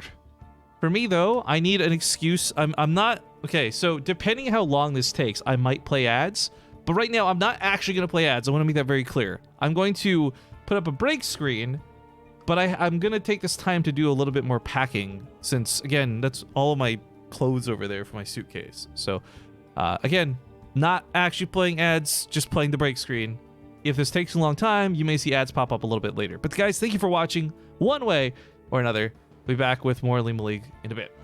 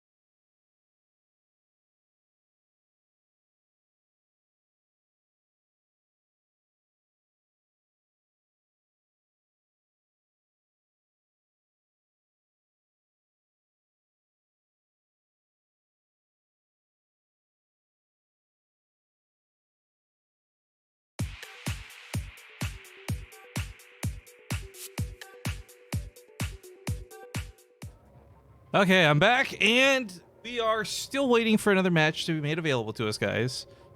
However, as you saw, the marble race is up, and there's a 2-minute stream delay, so what I'm going to do right now is start the 2-minute countdown timer. So, unfortunately, if you're just now watching this on stream, you've probably heard it too late. We got about 77 people in on this race. To get in to play, all you gotta do is type !play in the chat. It'll enter you in, and oh my god, I just saw the lewdest picture that I'm actually in love with on Twitter right now. Hang on. Ooh. Ooh. Alright. Some of the people I follow on Twitter, goddamn. I go close that so I don't get too distracted. At any rate, if you guys don't know what's going on, let's just fill you in here on events. Looks like Crank just got out of game as I'm speaking. So that means Crater versus TY just wrapped up. We don't know the score yet, but the winner plays against Zest. So we'll do Crater or TY versus Zest next in a best of 3. After that, to the bottom side of the brackets, we have Lenok and Rogue against one another, and Hurricane and True against one another. So some good matches coming up. Like I said, 2 best of 3s and a best of 5. Sharkbait Oohaha asks, is anyone playing Fallout 76? I hear it's kind of crap. I am playing Fallout 76, and it kind of is. Alright, we're in the lobby for Parasite. Looks like we'll get the semifinals going down here in just a sec. I'm actually going to have to just go ahead and... We might have to not finish the marble race on stream. Or if we do, we'll put it like minimized and in the corner, guys, because I don't want to hold these players up for too long. But as far as Fallout 76 goes, here's how I would describe it, right? So I played a fair chunk of it. If you enjoyed Fallout games in the past, you would probably enjoy Fallout 76. If you are looking for a new game to pick up and you've never played Fallout before, I would recommend not picking up Fallout 76. A lot of it's fucking broken. It feels very unfinished. But if you like Fallout, it's got that classic Fallout feel. So if you're already a fan, I think you'll like the game. If you're not already a fan, I don't think you'll like the game. That's how I would describe Fallout 76.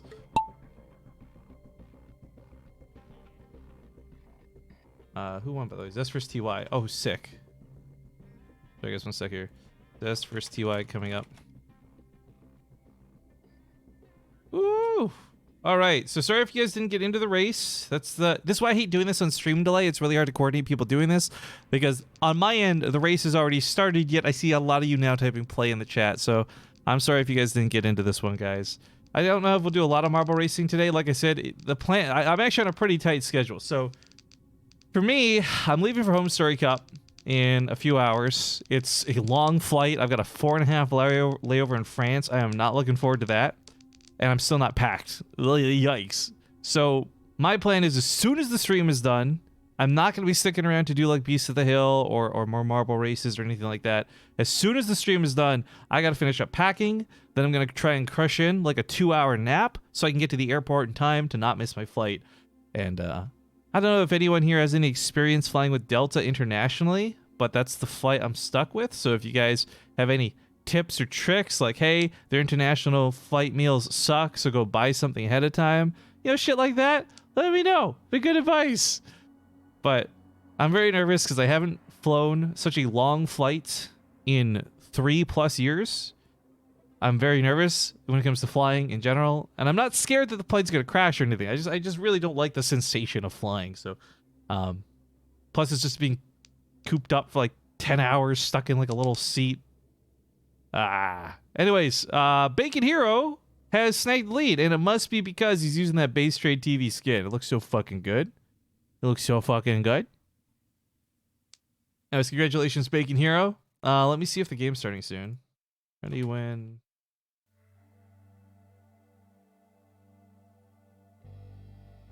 Alright, looks like players are just getting into the lobby now, so... Had to wait a little bit of time. Because right now it is currently Ryung versus Rifkin. I think I lose this fight 10 times out of 10.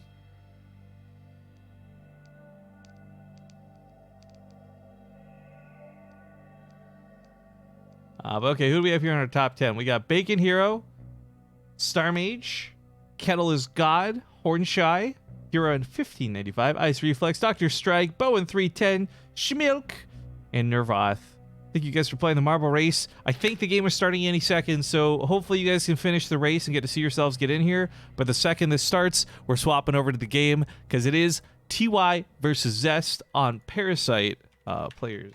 I can't beat Ryung. Maybe I can't. Pretty bad.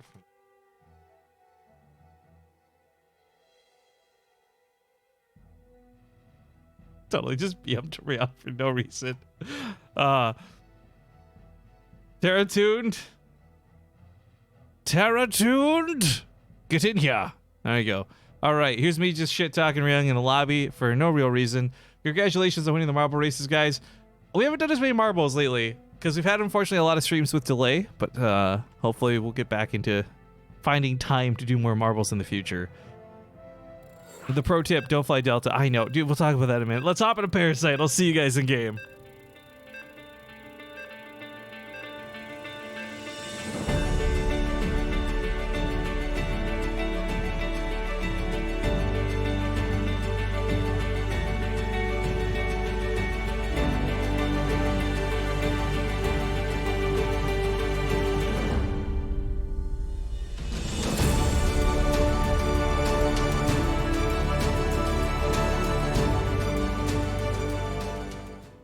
All right, game number 1 of the semifinals for this week's Olimoleague kicking off. Thank you guys again for watching and joining me for this last cast before the big flight to Home Story Cup. We got to get back on that casting wagon. I know it's been a while. It's feeling good to do some StarCraft. I'm glad you guys are hanging out with me. But spawning in the bottom right to kick things off, we have the red Protoss player. It's Zest. And in what feels like a BlizzCon matchup, to the top left, we have his opponent, the blue Terran, TY, who apparently, according to Twitch chat, just spanked Creator. Wish thank you for the 6-month resub. He says, drunk flying is the only way to fly. Liquor up. Oh, dude, I can't. I'm so bad. You know those tiny little bottles they give you in the planes? That's enough to make me drunk. I'm such a bitch drinker, guys. I don't want to get wasted on the plane. Ice Reflex says, can I get a sub for being in the top 10? You know what, dude?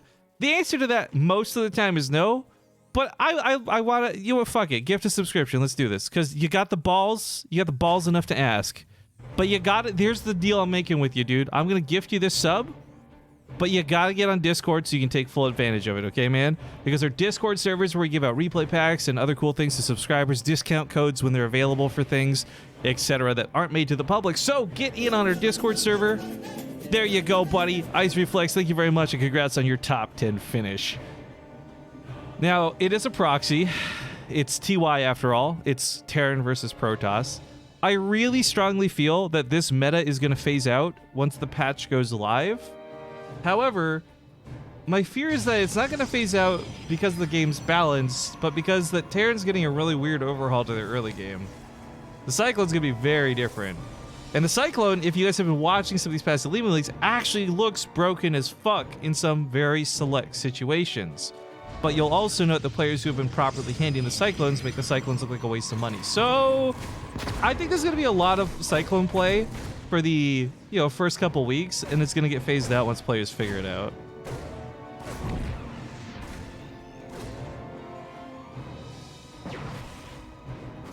Needs to hop around, try and do what it can.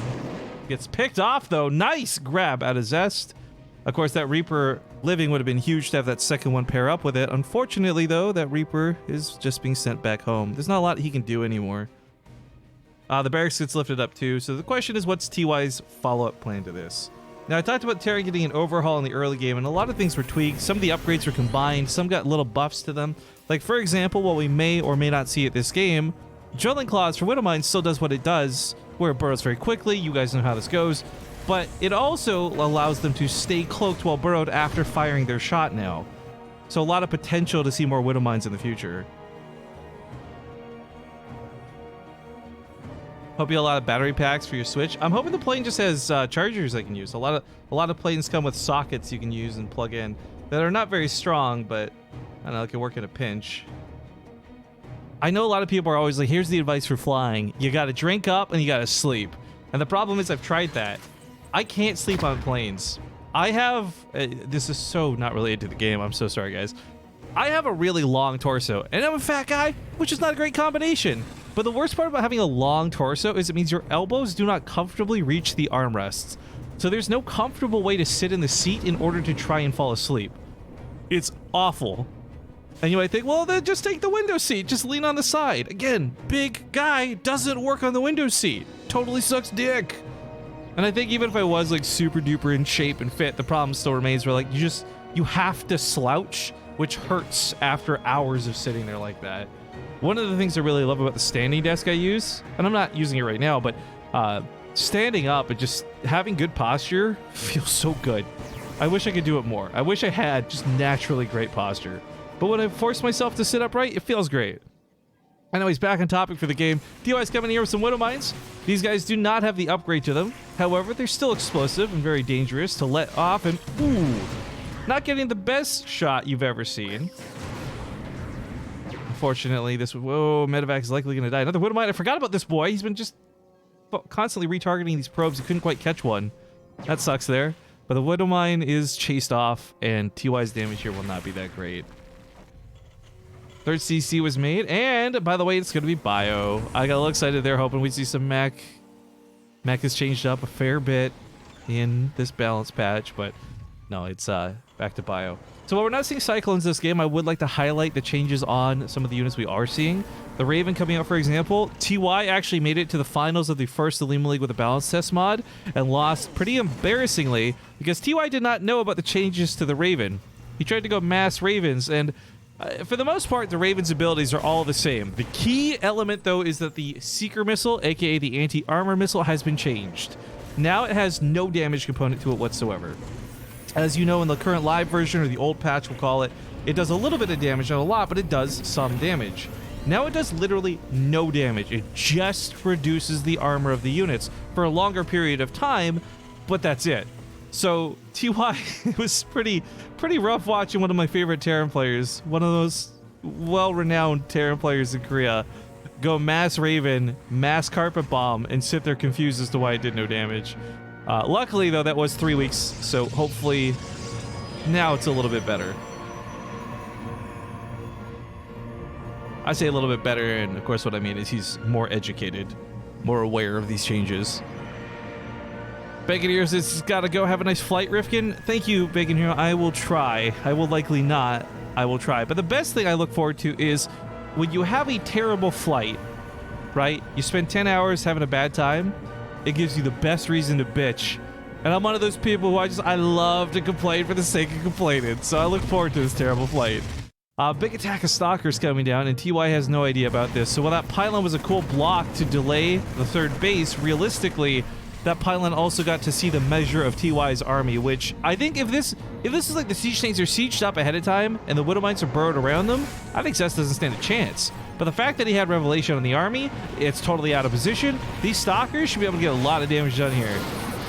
Oh, this force field on that big deny.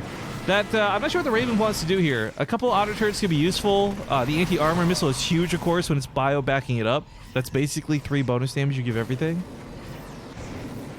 Oh, and the Oracle went back in for a couple more kills. Didn't get a lot. It's out of juice, but was possibly dangerous for TY to have let that go in.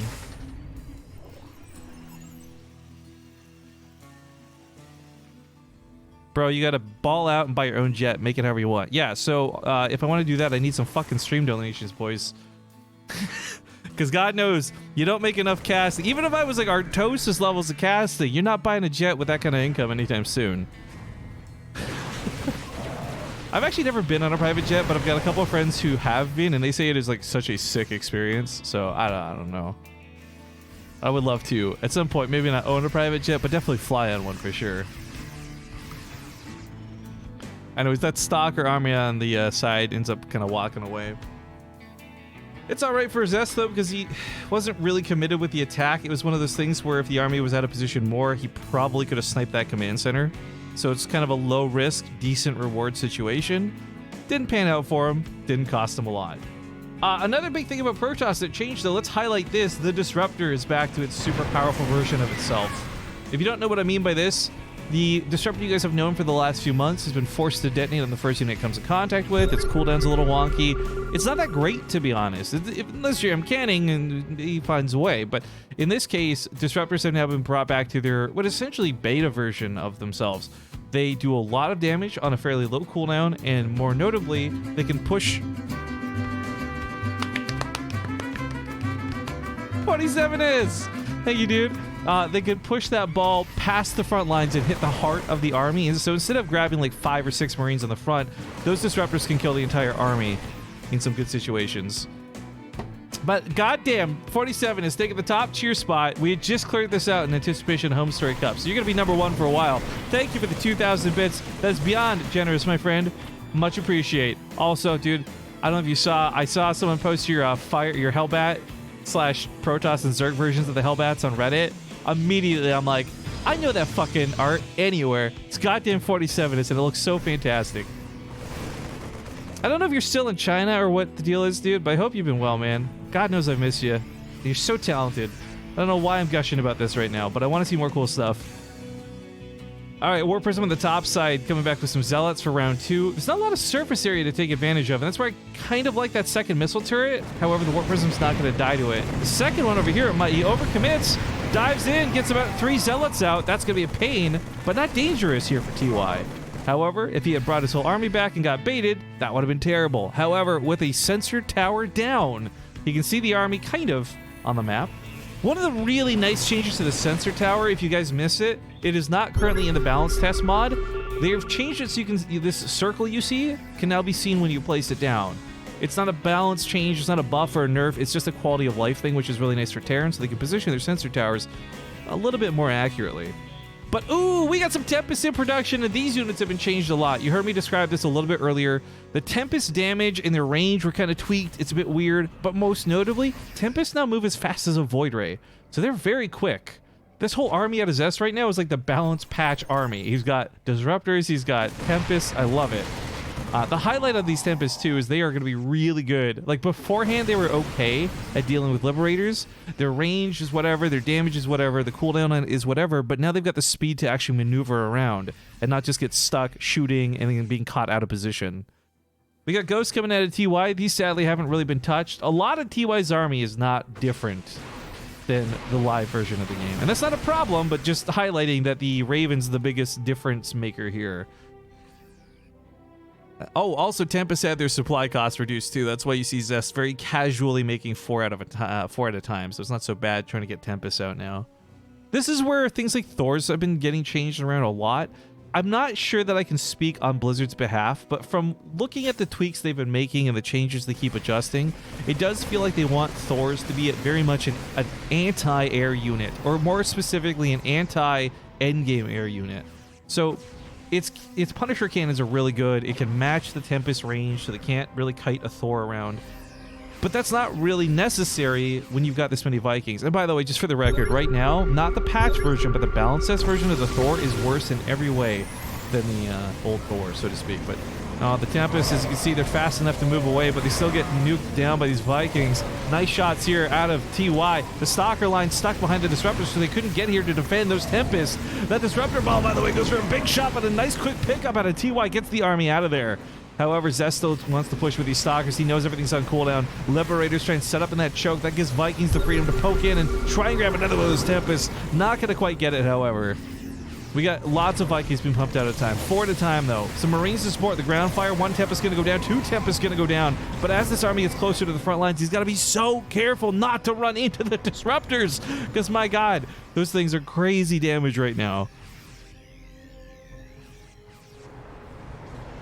Man, a lot of you guys seem to have quite a bit of knowledge about private jets in the chat. How the fuck are you guys gonna have, like, been on and flying private jets?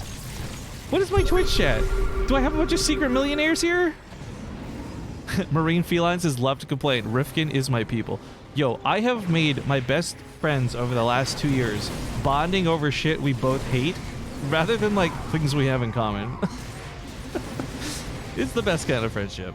Quick shout out to Cara Corvus, who I think is doing like a crazy long stream right now. Oh, nice splits out of TY. At least she was before this got started, because I was checking in on that earlier.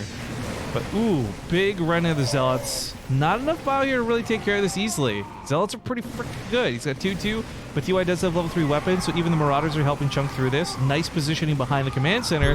TY takes a good trade. The problem is, while he's dealing well on the left side of the map, he's not really doing so well on the right. He keeps giving up ground. Now, it's not a lot, but little bits here and there. Now the ramp's available. As you saw, the Disruptors just walked up it, no problem, no contest. DT's on top of his army. He could maybe deal with the Zealots, but he's not kiting, he's not microing, and he's not seeing his enemy. As DTs take apart this Marauders, and that kind of sucks. Zest, by the way, should not normally be able to afford an army like this. The size is probably really messing with TY, but that's, again, the Tempest being a little bit cheaper, so you can produce so much more. Anti-armor missile lands on the heart of the Tempest, but it's, a big dive in for the Vikings. He's going to kamikaze, hope to take out those Tempests, but flies over all the Stalkers to do so. Not really worthwhile. Not enough Marauders on that ground support. Both players have similar supplies, but Zest seems to have better supply as he takes out that 4th base of TY, which was, by the way, a planetary fortress. Kind of an expensive loss. He's got more orbitals, though, so the lack of CCs is not really the problem right now. It's that army. He's having a hard time dealing with these Disruptors. He's getting some good snipes off, some decent splits. He needs a big scan. No, wait, he's got missile turret. He sees the DTs. I take that back. He actually melts the DTs. But the problem is, even SCV's getting pulled. Liberators desperately setting up on the front lines. He just can't seem to break Zest's army, which had no storms, all Disruptors, all Tempests, and what was, past tense, a lot of Stalkers. It does look like Zest is really snowballed out of control at this point. TY, it's a huge production tab, big scans going down, but GG's with it, and Zest will take map number 1.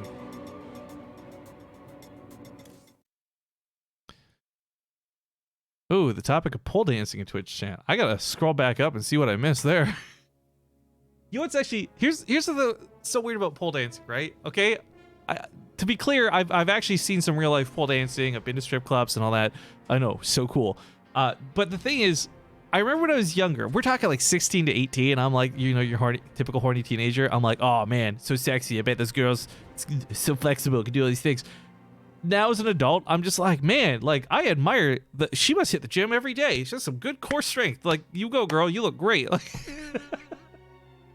it's I don't know why my perspective on it changed so much, but pole dancing, while inherently sexy to me now as an adult, is so much more impressive than it is sexy. At least when you see the people who do it really well. There's some videos out there, I'm sure you've seen these GIFs floating around where like it's this girl, she's like pretending to walk on nothing. It's so fucking cool watching people be able to do stuff like that. But anyways, game number 2 coming up on Blue Shift. Zest, of course, up 1-0 is not the end of the series for TY, but it does put TY on his last life. An update to the bottom side of the bracket, by the way, Rogue did defeat Leenock. He's waiting to play against either Hurricane or True in the other semifinals. But these guys are ready to hop into it. Let's get into Blue Shift.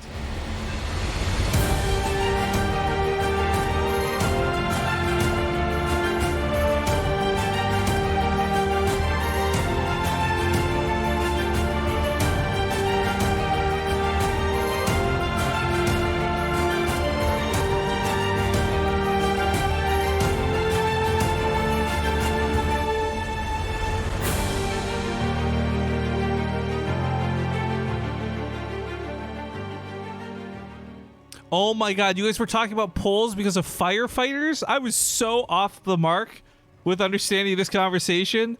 Holy crap. That's what I get for casting the game. God damn it. Alright, game 2 kicks off here, spawning at the bottom left side of the map. We got the Red Terror player looking for a little bit of revenge. And rocking that Splice team, it's TY. In the top right, we of course have the pink Protoss. I almost said Zerg. I don't know why. Maybe it's just because he's winning so easy. We got Zest.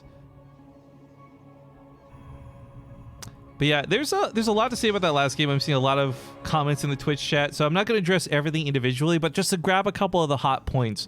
One of them, Ollie actually brings up really well. Says, I know you guys are hating on the Protoss army, but it's so hard to control. And he's right about that.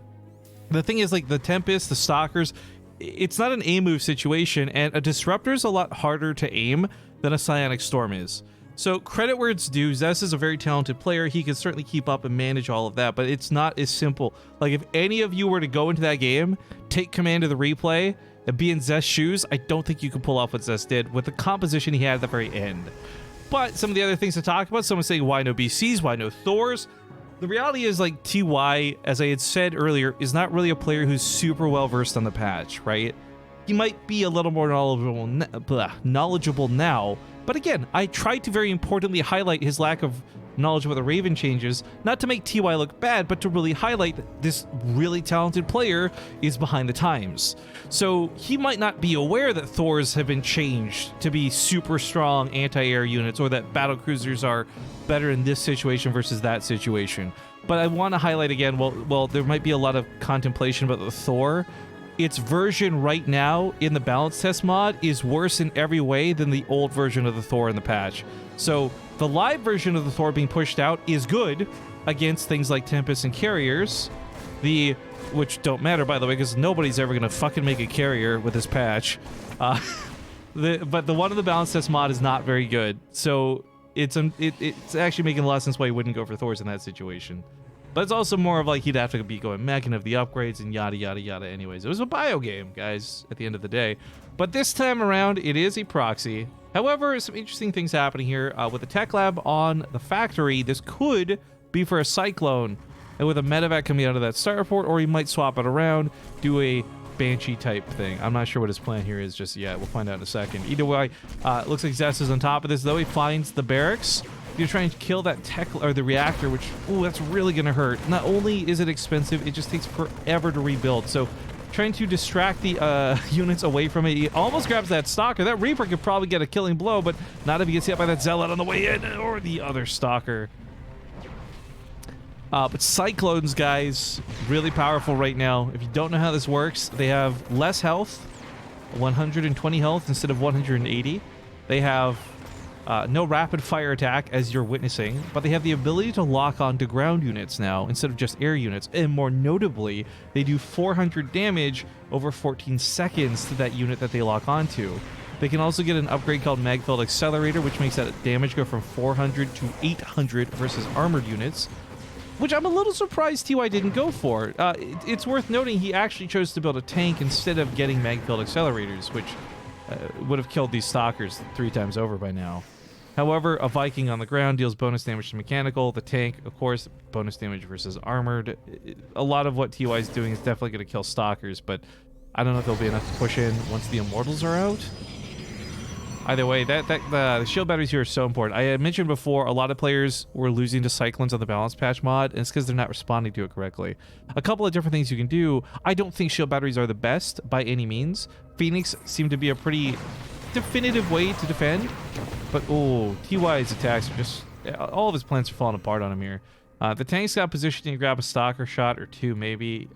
It's still more tanks, less Cyclones, so mobility is a real problem. Like, there's no point sieging up in the bottom right and defending this base. Really what you need to do is siege up over here and attack that base, right? But the Robo's a little bit later, so the Immortal's not quite out. The Stalkers with this tower saw the tanks on siege. That was his cue to move in. TY, realizing this, is probably feeling pretty annoyed right now. His production was so destroyed with that tech lab going down, or the reactor going down, excuse me.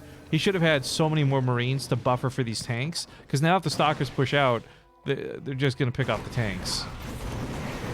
Even the lock-on for the Cyclone, it does back away, but those SCVs from the front lines were killed. He doesn't have high ground vision. The grass, TY's dead. He's it's like game over? Game over. Oh, that's embarrassing. Oh, it was bad. Oh, good game for Zest. Now, of course, Zest will push through to the grand finals, but we will have to wait just a little bit before we get there, as we have another semifinals match to go through ourselves. As I had mentioned several times, you can type !brackets into the chat if you want to see yourself what's going on. But right now, we have to wait for Rogue to have an opponent, as he's waiting for Hurricane and True to finish their best of 3 in the round of 8. So here's what we're going to do. I'm going to try and time this out better. It is going to be a commercial break that's coming up, but we're also going to have a Marble Lobby go up right now. So with a 2-minute stream delay, if you are hearing me say this and you type !play in the chat, you have time to get into the race. Once you've seen the race actually start, it will be too late, however. So if you would like to get into the race right now, please type !play into the Twitch chat. If you don't know what these balls are, if you type like !play space and then the number 13, you'll get a piggy ball, for example. So good luck, have fun. I'll be back in 2 minutes. See you guys soon.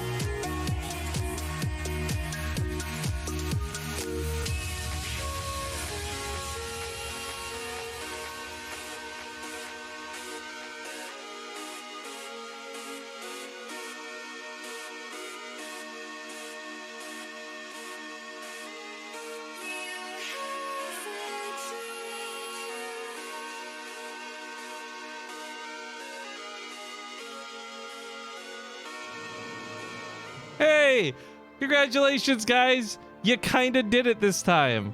There's a lot of people spamming play in the chat. I'll give you a few more seconds as I see people are just entering it in.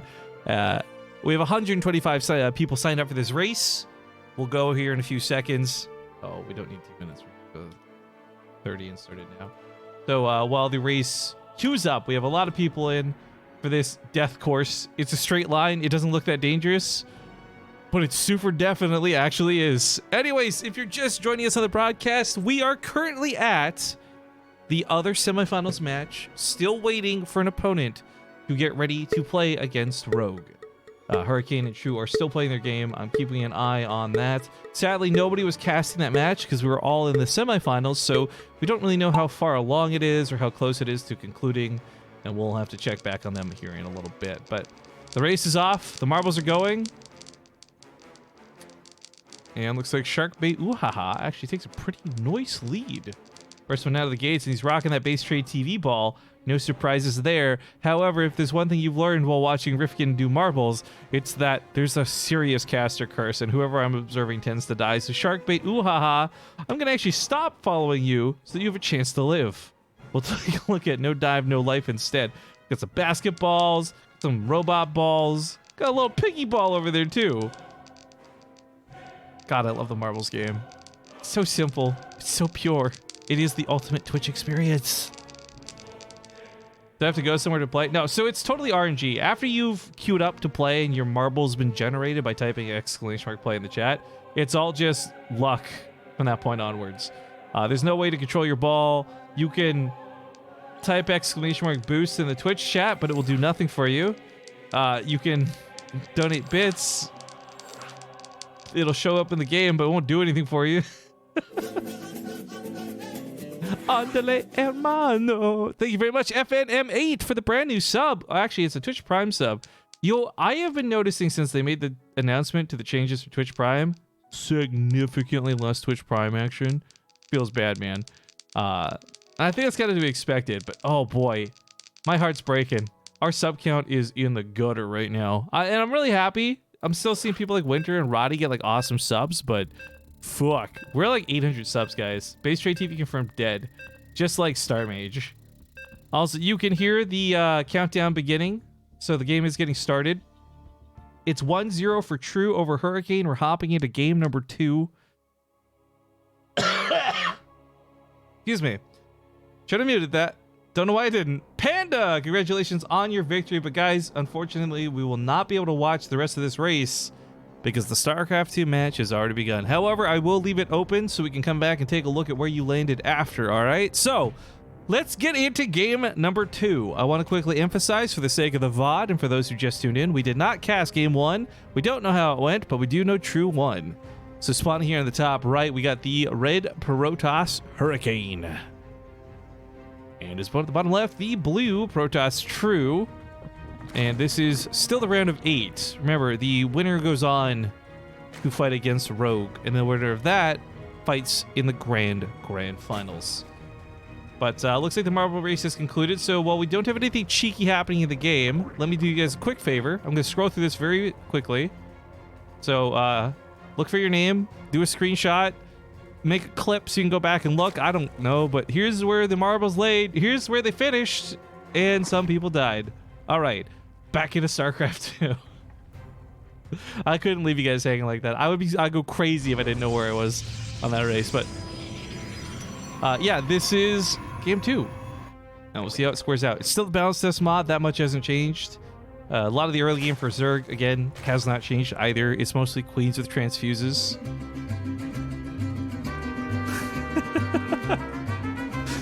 I love this tune. Yo, thank you 47 for the 100 bits. It does nothing.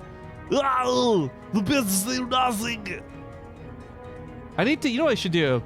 I should clear up some of the really shitty emotes that we don't really use anymore and make some, like, I don't know, Mexico themed emotes so we can spam when people sub. Would you guys actually care for that? I'm gonna imagine you guys probably wouldn't. I kind of want to do it though. Just make some like maracas or something. Spam those in the chat when we get a sub. I hate this because like I'm getting so excited for this like Mexican theme for Homestory Cup, and I'm probably gonna be the only one. Like, No one else is gonna care about it. Whatever. All right, Cybercore getting hit from both sides. A pretty big deal, though. Is that Zealot letting Lings in the wall? Dangerous. More Lings get in, too. They're gonna try and hop on top of this probe. Pick up that for a kill. They can't fight the Zealots. True knows this. But damn, he got so close to tearing down that Cybercore. And if he tears down that Cybercore, he completely denies Warp Gate, which is a pivotal upgrade. No other race has an upgrade as important as Warp Gate for Protoss. So, unfortunately, while he wanted to do some chaos and grab some probe kills, he is getting neither of those. This has actually been handled very calmly and very cleanly by Hurricane. True may have been better off using those Lings to sacrifice in order to kill the Cybercore, I think, at least. Personally. What changes did they make to Prime subs? Ask Coronex in the chat. Yeah, if you missed the big announcement at TwitchCon, well, it's actually even a little bit before TwitchCon, but it got talked about again at TwitchCon. Twitch Prime is losing its ad-free viewing capabilities. Oh, did I say the blue Protoss true? Rats. Anyways, it's losing its ad-free viewing capabilities, which was, I think, 90% of the reason a lot of people use it. Like, it's cool that it gives a sub out and all that good stuff, but like once a month for free. But Amazon, I think, is just trying to tighten up. So they're taking away ad-free viewing, which sucks because I feel very strongly that by removing ad-free viewing from Twitch Prime is not going to encourage more people to go buy Twitch Turbo, which, by the way, is way more expensive than Twitch Prime, but instead just like have people find better ways to ad block. Like, don't get me wrong, here on BaseTradeTV, like, we're pretty responsible with ads, right? So it wouldn't be a problem here, but there's some streamers out there who make so much money because they just play ads every 8 minutes on cooldown. If you guys don't know, by the way, there is a cooldown. You can only play ads every 8 minutes maximum, so you can't spam them every 30 seconds. But there are streamers out there who, with like 8,000 viewers, they press that button every 8 minutes, they're making like thousands of dollars an hour. So it kind of sucks that other people who abuse it are going to ruin it for the rest of us. But that's just the game we play, and there's no point complaining about it. So I'm just sad because I look forward to less income as a consequence of this change. I think Twitch is hoping it makes more people watch ads and make more money, but I don't think that's what's going to happen at all. Anyways, the Gilly, thank you for the 3 months. He says, now let me play marbles. Maybe we can squeeze another one in there. Maybe we won't. We'll see. For now, we are still waiting to see how this game turns out. Hurricane's about to hit with a fair amount of adepts. True's not really capable of stopping this yet. If there was no Oracle combined with this, or he had a Spore Crawler down, right, one or the other, this wouldn't be a problem. But because he has to use the Queens in the defense on both fronts, he has to pick one or the other. He either loses Zerglings to the Adepts, or he loses drones to the Oracle. Neither are optional, or great options. Aidwin, by the way, thank you for the 2-month sub as well. I think we're up to 10 subs now in this stream. We're really killing it, guys. Living the fucking dream. I'm saying this such sarcasm. I don't actually care. Thank you very much for the subs. This is something where Hurricane's in a position that looked really good for a moment. And he still has more probes. He's got their base. There's a lot of things you could highlight, but True's kind of leaning towards what looks like an all-in. He's still building probes or drones out, don't get me wrong, but he's not showing any indication of trying to take a third. The Queen's also spreading this creep, making me think that they want to start moving down the middle of the map. If the Queens are going to battle, again, I want to really stress the change to transfuse. It's only 75 heal. Wait. This isn't... Oh, it's smart. None of this matters. They're going to have to remake the game.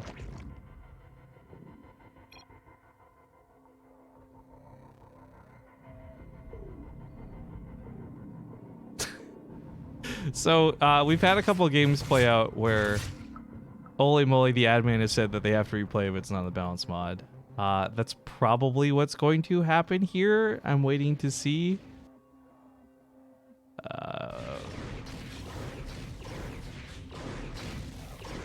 Playing this out or reading?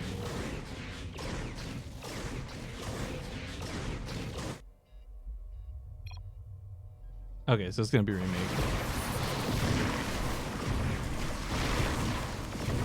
Oh!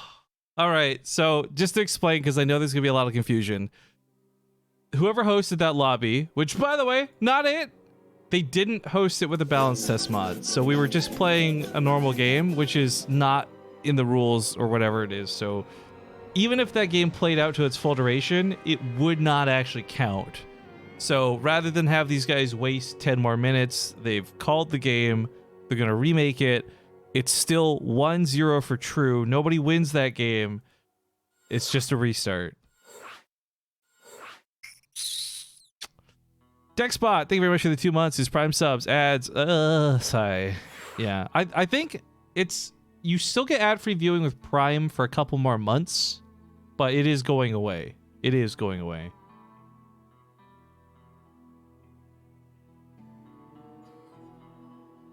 Twitch took away some of those problems. Yeah, I really hate pre-rolls. So there's a big thing about pre-rolls to talk about. It's a longer conversation I can't fit in now, but I do want to talk about it if someone could remind me later. Let's hop into Blue Shift, and thank you, Lil Oreo, for that Prime sub.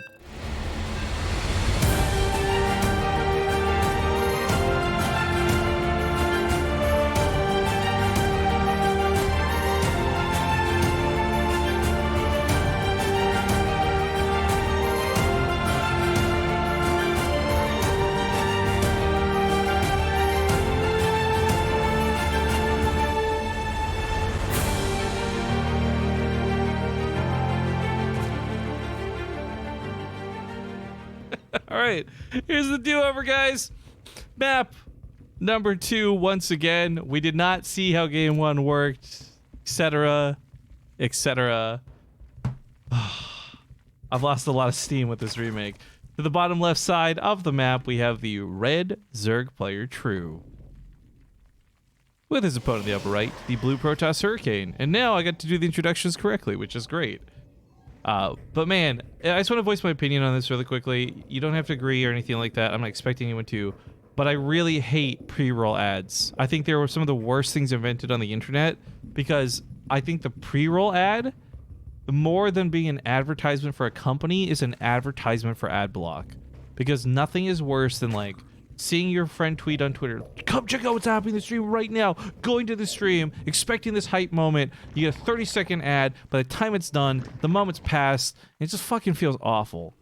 Not to mention, it doesn't generate that much money, which is so infuriating on why everyone insists on enforcing it. But if you guys don't understand, there's a lot of streamers out there who I just mentioned, they hammer the ad button every 30 seconds that they can. But there's also a lot of very popular streamers out there, and frankly, low-level streamers out there, who don't press the ad button at all. They don't think about it. They think, oh, my viewers will have ad blocks, they don't bother. I know a lot of friends who have had to convince to play ads, funny enough, over time. So the pre-roll ad guarantees that at least some of those high viewership streamers still earn Twitch some money. Well, and the streamer too, but and that's why pre-roll ads are a thing. And it kind of sucks. I understand from a business point of view why they keep it rather than remove it, but man, oh man, do I hate pre-roll ads. Because they are, again, they're just a big advertisement for ad block, in my honest opinion. Anyways, Bill the Butcher, thank you for the Twitch Prime sub. Yeah, if you guys are going to lose it, use it before you do. Thank you for that Prime sub. I can't afford Twitch Prime. How the hell do they expect me to afford Turbo? Yeah, actually, what's funny is the Justin Wong, one of the guys who originally helped create Justin TV and all that, no longer with Twitch. Big drama around that too, which was surprising. But it was no longer with Twitch. He had a big tweet about this huge tweet chain about how Twitch Turbo is kind of like the sickest thing ever. It's like all profit for Twitch. There's no reason to do it, really, but they do, so people can just waste money. I don't know. I don't think Twitch is inherently an evil company, and I think that they do have streamers' best intentions in mind, but it doesn't always align with what the corporate owners and overlords of Amazon want, right? And you've seen some people actually leave the company over small things, especially these last couple months, which is a bummer because a lot of people I really enjoy work at Twitch are leaving. But yeah, it is what it is. It's just the times are changing. We all have to adjust. We'll find a way to survive. My big sad thing though is like, all kinds of internet stuff's getting really scary. If you guys haven't seen this, well, is it Proposition 13? Is that what it's called? Or 15 or something? Europe right now is like getting screwed over because they might not be able to produce content anymore due to like some crazy YouTube law changes or something like that. Or the TLDR is like, they're going to enforce it so companies who host content are responsible for all that content. So for YouTube, man, they can't afford to police 400 hours of footage uploaded every minute. So they're just gonna say like, nope, sorry, if you're from Europe, we can't upload to our website anymore. And some people like Loco, who are amazing content creators, are gonna get totally screwed if this bill goes into action, which it looks like so far it might just do. So scary times on the internet, 2018, guys, and scarier times, I'm sure, 2019. But anyways, I said this wouldn't be a big topic, and then they turned into a big topic because I'm still rolling my eyes over the remake of this game. So let's get back into it, because some things are changing in this Groundhog Day of a match. Hurricane's actually going for Resonating Glaives here very quickly. The air attack, we'll call it, and I say this with huge air quotes, has not been really that big of a deal. The Oracle will come in, grab a couple of drones, lift up one of the queens, but realistically, this won't do that much. It's all kind of okay as long as the Oracle lives, though. Whether it's 7 health, 1 health, 100 health, as long as it's able to cast Revelation on units, that's good. One thing that's bad, though, for True, is due to the fact that the Phoenix has been out, it's policing units. He can't send an Overlord across the map to scout. He has no idea that this is Resonating Glaives. So he's building Hydras and Lings into an army that is meant to kill Hydras and Lings. Nice use of the strategic recall, by the way. Again, it's that's the patch change for Protoss early game. Much shorter cooldown, so you can use it again in the near future, but grabs far fewer units. However, going back on it, Resonating Glaives is going to be an awesome attack. He's been doing a great job of hiding, having extra adepts out. If he had shown that there was like 15 adepts in play, True would know immediately what's going on. But he still doesn't, so he's still just building into Hydras. This is something where True has to stop building workers. If he squeezes in even one drone, it could cost him the game type thing. So now fully aware what's going on, Hurricane is moving out. That is a massive amount of adepts with a lot of Resonating Glaive upgrades on him. That being said, if True can squeeze out those lurkers, if the queens can buy enough time, like this might not be so bad, but Hurricane is not looking to take a fight at the front. He's not looking to harass a couple of workers. He wants to get a big attack, and that's what he finds on the ramp. These Hydras go down immediately. The adepts, like I said, are so good against these units. Funny enough, the one thing that they're not doing so hot against are the queens in this situation. And a couple of these Lings bring up the tail end of this fight. He's going to transfer over to try and get some more kills. Adepts kill in the natural base while this goes on. 12 drones dead on top of a massive army loss. I think Hurricane, at the end of the day, certainly got his money worth out of this attack. It cost True a lot to defend, but his drone count remains pretty consistent. Now he's going to go for the counterattack that you would expect to see in all these situations. However, it's not simply enough for Hurricane to defend because, of course, as we know, there's a lurker den that's been building behind all this. He will eventually have lurkers in play, making these adepts less effective over time.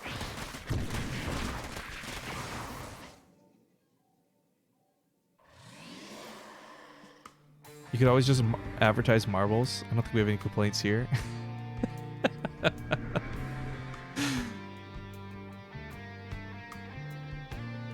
Sorry, I'm just reading a lot of Twitch chat, a lot of comments to be said about things that we just talked about, and I guess I missed some of the conversation. I'm sorry about that, guys, but yeah, it's a constant thing. You know, you got to diversify and do other stuff. It just sucks because every time we've tried to diversify, it's kind of like flopped.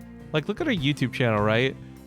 Over 1 year, we've gained 1,000 subscribers. Feels fucking bad, man.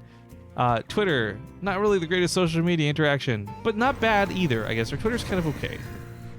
It has just been so all in with Twitch, so it is scary as times change with Twitch. It affects me a lot more than it would others.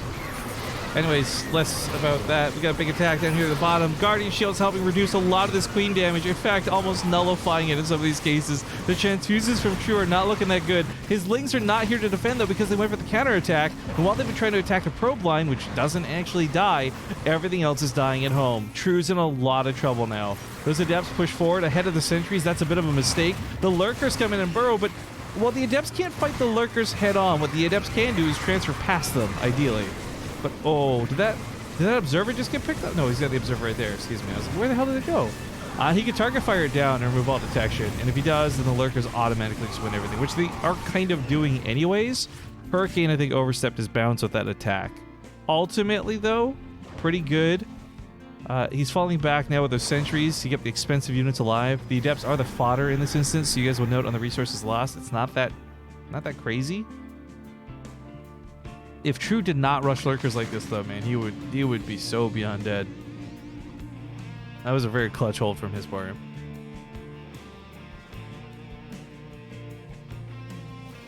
Follow up to this, there's a second Robo out of Hurricane, so he is looking towards Storms and Immortals.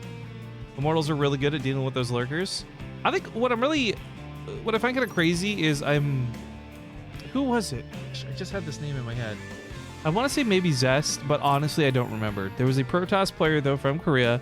We cast him, and it was Hero. Fucking, we just never see Hero anywhere. Did Hero retire, by the way? Does anyone know? He just kind of disappeared into the night, which breaks my heart because I love Hero. But Hero did this cool move where every time you see Lurkers, you see Immortals, and that's the auto response to it. But he just danced Colossus instead. Like, moved in, did the attack, and he could walk away before the Lurker spine would reach him in retaliation. And it was the cleanest I've ever seen anyone deal with Lurkers. Because even when you use the Immortals, they're still going to take hits. They're still going to take damage. It's not perfect, but the Colossus micro is always cool to see. But yeah, I actually think Hero may have like stealth retired, or he's just on a really long break, because it has been months since I've been able to personally reach out to him, get him involved with events. I haven't seen him play anything. I kind of had a theory that like maybe, you know, okay, the year's done for GSL, he'll take a break and he'll come back in spring or something, but I've heard and seen nothing. So unless I missed the memo, I'm a little sad that we may have lost Hero as a player. Feels bad, man. Anyways, always have good memories of him though. And I'm really glad that BTSL Season 1 we were able to fly him out, that I could meet him, shake that man's hand. The hand of a Protoss god. True comes in with a couple of mutas. There are Phoenix out though, more than enough to stop this, as Phoenix are such a hard counter to mutas. The Baneling Nest will help out a bit for True. He's got a lot of gas, so he can burn a lot of Banelings if he wants. Might invest in more Hydras though. We'll see. I'm not sure if he's identified what the threat from Hurricane is though, because Hurricane's had a real, like, mishmash of an army. And these Changelings, for example, have been blocked out by the Zealot, not able to get in, so... Yeah, True doesn't really have a lot of great scouting to know whether this is like Storms or Archons or Immortals, or what exactly is followed up behind this. The Adepts cannot really get in here. The Lurkers already chunk away at them. Rest in peace, ladies. Rest in peace. Swarm hosts. Okay, this was unexpected. True. By the way, it doesn't have like any upgrades. Like if you just go for ranged weapon upgrades, you're like Hydras, Lurkers, Swarm hosts, boom, nail it. Ranged weapon upgrades. All those queens, right? But no, it's just blunt force trauma. I guess the idea of Lurkers is, or excuse me, the idea of Swarm hosts isn't too bad. 3 units and all that. You know, if you bait out a storm with a wave of locusts, it's better than baiting out a storm with hydralisks. So I can kind of see the upsides to this. All of this for me though is just like more reason to go for something like Colossus on the back of things. The mutas are flying around. There's no defense in the main base right now. That's a big problem. I'm not sure where the Phoenix are. They're in the middle of the map. They're rushing back home to deal with this. Stalker's getting warped in. There's going to be some dead probes, though, while this goes on. The Oracle sees that there are Swarm hosts in play, too, by the way. Revelation gets tagged down, but I don't think this is a fight Hurricane can take. In fact, Hurricane is bleeding out pretty bad on the other side of the map while this goes on.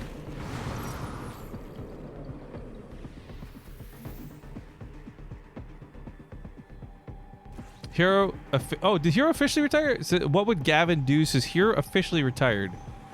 When did that happen? I missed that post then. That bums me out. I've just been like looking and waiting and holding out for a Hero to the morning light. He's got to be fast. He's got to be strong. He's got to be fresh from the fight.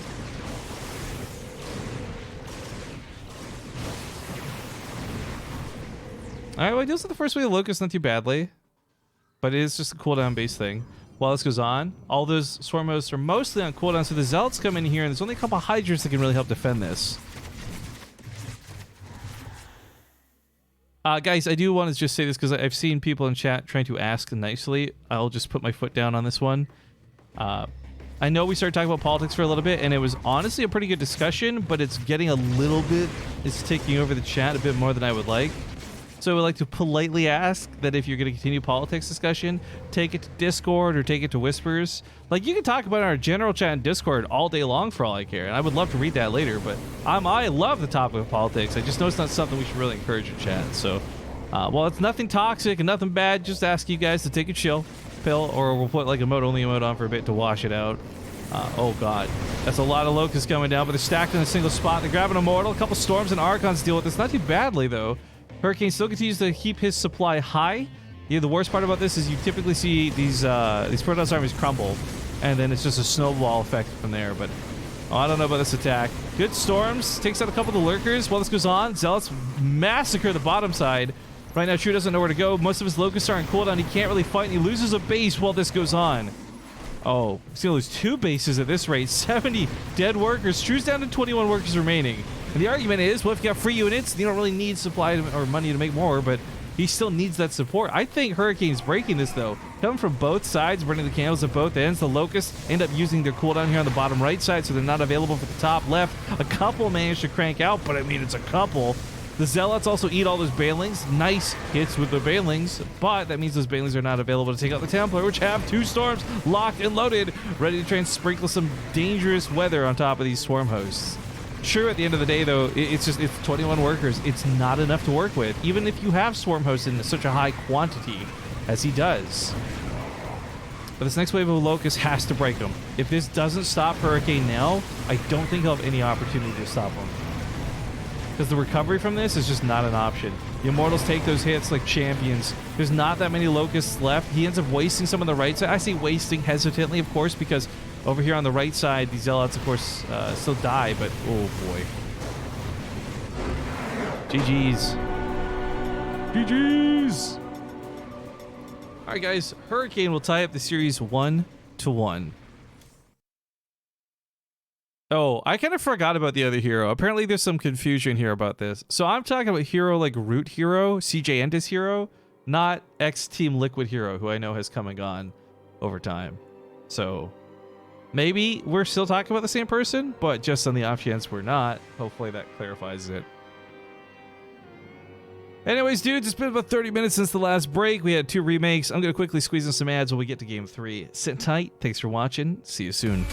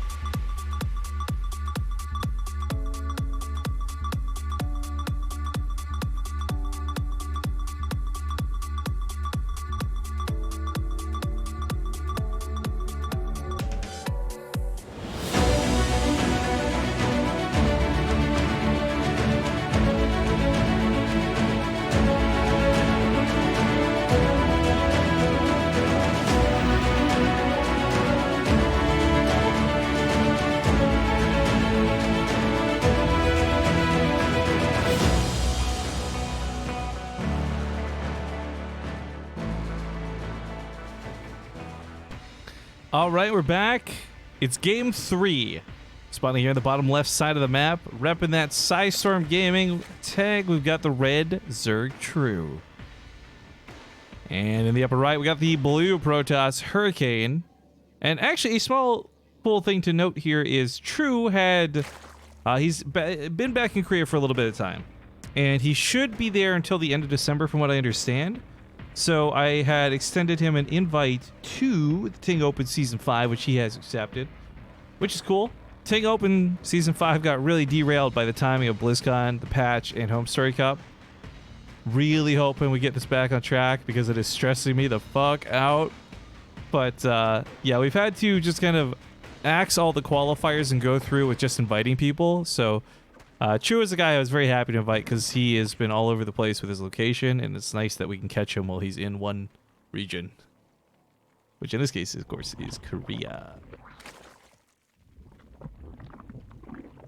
But okay, guys, I'm taking just a deep breath. I gotta stretch. I had a strategy that's not working out so well for me. I was like, you know what? I won't sleep, and I didn't. Well, I won't sleep before I travel, but what I will take is a small nap so I can start the flight feeling great and then fall asleep midway through from being exhausted.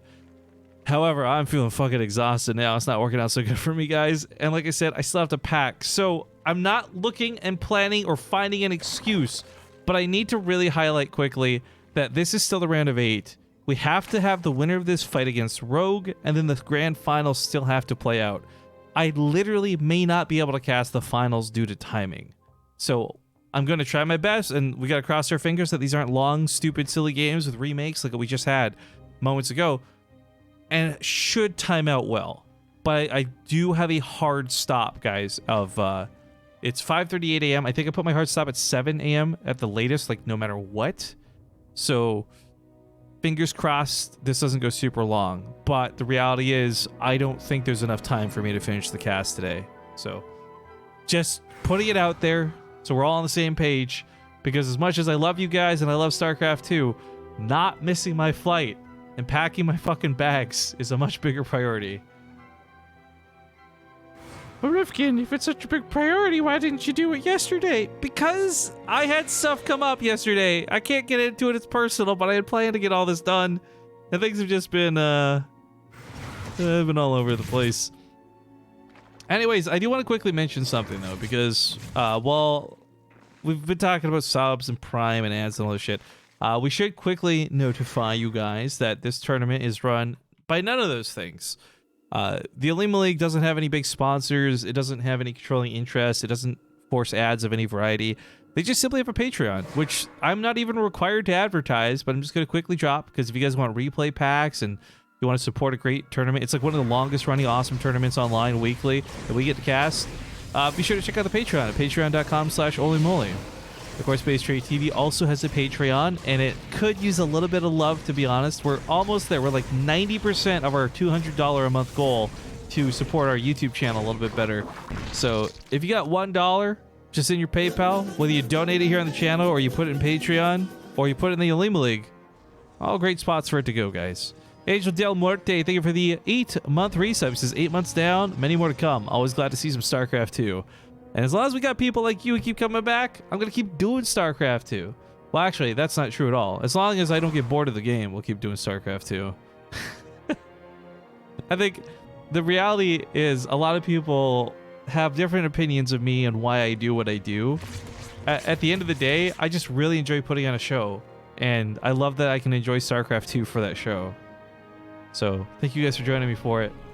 A Hurricane's going to chase down these Lings. He had activated his Pulsar Beam for a moment, which doesn't seem like a big deal, but drained a lot of energy, so he doesn't actually have the capability to attack and defend the front of his base so easily if True commits to a big all-in. Which, by the way, I don't know if he is. He's still droning right now, but asterisk, because he's got +1 melee coming up. And I'm curious if he's going to turn that heat up or just go for some standard play behind it. Nate Dog 828, thank you very much for the 15 months. He says, missed the days of a lot of content, but thanks for what's there. Yeah, I know this last month's been bad. You know what? Here's the thing, though, right? In like 6 years, this is our first down month. It's not too bad. But traveling for TwitchCon, BlizzCon, and now Home Story Cup, I'm definitely not. I'm thinking about never doing this much traveling in such a short period of time again, because it totally killed the momentum on the channel. We haven't seen such few subs in years. We haven't seen such low activity, viewership, etc. I'm aware of how the environment for Twitch works, and it was a risk I was willing to take. We'll not take that risk again. That is for damn sure. Anyways, the Phoenix are just getting some shots off, but the Queens are coming in a little bit too trickled at a time. The ones with the energy are being lifted up, so as weak as Transfuse is, it's not even going off. Had to double check, make sure we're on the balance test mod. Ugh.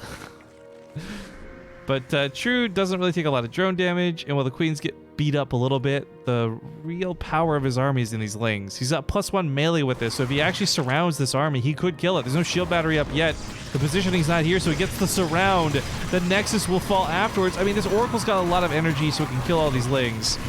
True won't be able to stay here and kill the Nexus just yet, but if he disengages, wastes the energy on the Oracle, then runs back in, he's still got this. +1 melee is huge, and 22 more Lings are coming out behind this.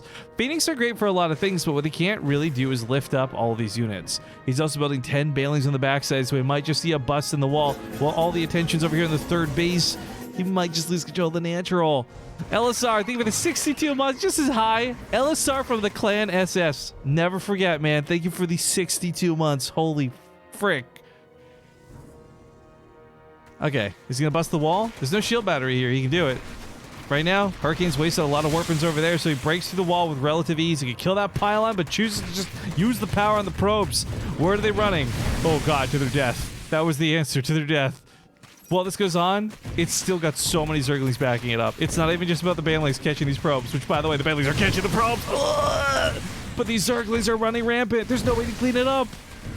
3 probes remain. GG. That's brutal. True takes the 2-1 and advances on to the semifinals, where he will find an opponent in Rogue. Now, Korean ZVZ is kind of, let's be honest, a bit of a shit show. I'm not saying that because it's good or it's bad, but it is a lot more aggressive. It is a lot more all in.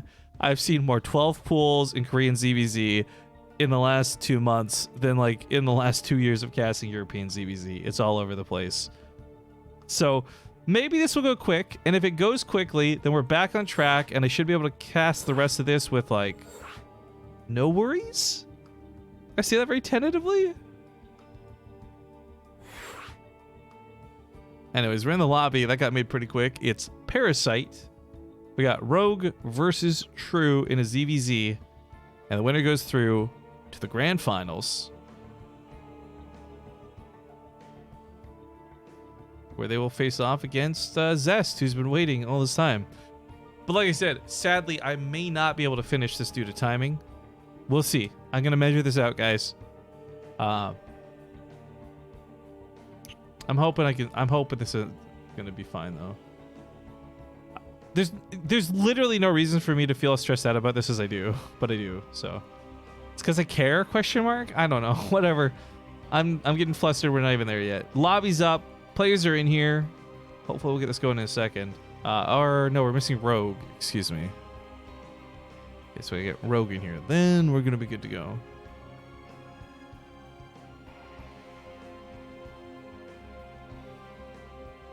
Let's have a little bit of a chit chat in the lobby. So here's how this works, guys. We're on a 2-minute stream delay. I don't want to play ads because we just did. But if in 2 minutes from now we still haven't started for some reason, you'll see an ad pop up probably around here, even though there's no ad break screen. But I'm working with the assumption and the hopes we're just going to hop in a game.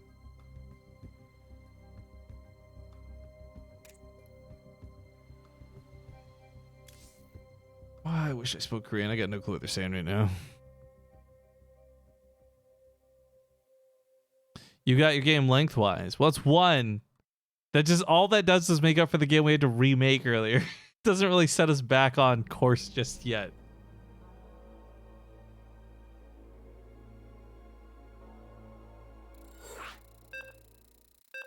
Okay, well, the countdown's begun. It's Parasite. See you guys in game.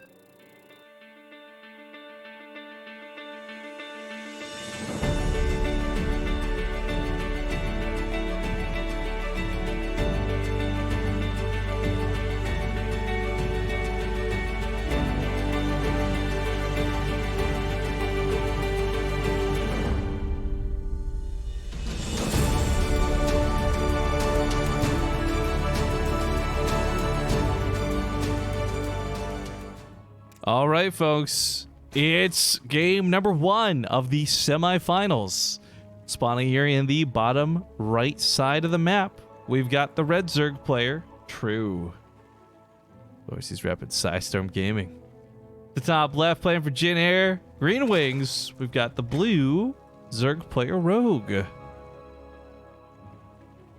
Oh my god, what is that hashtag NA emote? It's a Fear Dragon emote. That is a terrible... I just hate it because the hashtag and the end like blend together and the color scheme is just not complimentary. Fear Dragon, shame on you. I like the idea of the emote. I don't like that emote. Marco says you mean a shit show. Kappa, kappa, kappa. So, funny enough, nobody actually did the early pool of this game. Both went for hatchery first, and that's fine. But as I had mentioned before, and I think you've even seen some of the European Zergs throw a little shade the Korean way. It really is a lot more unrefined in Korea, and I think there's a lot of good reasons for this. It's not that aggressive Zerg is the better way to play. It's just, honestly, there's... I'm trying to think how to phrase this, right? Like, the reason Serral and many others are so much better at ZVZ than the Koreans are isn't because, like, somehow foreigners got better. There's just more Zergs to play against. So you're just strategically playing, or statistically playing more Zergs, so you get more ZVZ practice. In Korea, there's a lot of great Zergs, but they are proportionally outweighed by the Terrans and the Protoss. So I think that's kind of part of why you see that, especially with players like Dark and Sue and others. But Rogue and True, playing this pretty standard so far. This might just end up being a Roach ZVZ. Online strategy, I don't know. Thank you very much for the 2 months. Online strategy dick in the house. Strategic DK. There you go. Whatever. Names, am I right? Kingfish12 asks, what are you doing in Germany? I'm not there yet, but I'm going there for Home Story Cup. I will be running the B stream there, but it's not necessarily the B stream. I talked to Dennis a lot about this at BlizzCon, aka Take, the guy who created Take TV. We're not trying to make it like a B stream. We're trying to make it just like another mainstream. But if we're gonna call it what it is a B stream. But the idea is that by having BaseTradeTV run it independently and have it less be a Take TV B stream, hopefully it brings a little bit more hype. Hopefully it brings some more viewers for their sponsors too. And I think the reality is that the B stream games have always, in Home Story Cup's history, been classically great, but they get unviewed or missed because they're not the mainstream. They're just viewed as the B stream. So it's kind of an interesting idea from Dennis to try and change the stigma of a B stream by having us run. Because remember, it's not Take TV Black or Take TV B or anything like that. It is BaseTradeTV at Home Story Cup running that secondary stream. Now, I gotta be honest, guys. At the end of the day, all the talent, fun, and good times are still gonna be on Take TV. But I'm hoping that we can have some good times on BaseTradeTV as well. Either way, viewership be damned. I'm just glad to be going to Germany and having a good time. My only regret is that I can't spend more time exploring the place, because so far my entire experience of Germany twice will be Krefeld and nothing else. I don't get to see the glorious cities like Cologne or anything like that. Like, just fucking Krefeld. I can't believe both of these things lived, by the way. They still might not. A little bit of terrain might get them killed. It's that one thing is like an auto attack away from dying. No way. He's gonna regenerate to 6. He can take 2 hits now. These things are gonna live. I'm impressed and angry at the same time. Alright, well, kudos. True stops those lings from dying. It's a great scout. Nobody's lost anything so far, by the way. 0 for 0 resources lost. Oh, I promise you this yawn's not coming from boredom. It's coming from mistaken priorities. Isokoko says, when you finally catch BaseTradeTV, but you gotta go class at 25. Don't worry, I can only stream for about 25 more minutes anyways. So I guess I will quickly try and put this out there, guys. If I have to turn the stream off earlier than the tournament is done, Crank will, of course, be casting the rest of it on his channel. I'll link that many times in the chat once we're done, too. But I am hoping to finish this. So while this first ZVZ might not be the really quick ZVZ I was hoping and praying for, it's still shaping up to be not bad.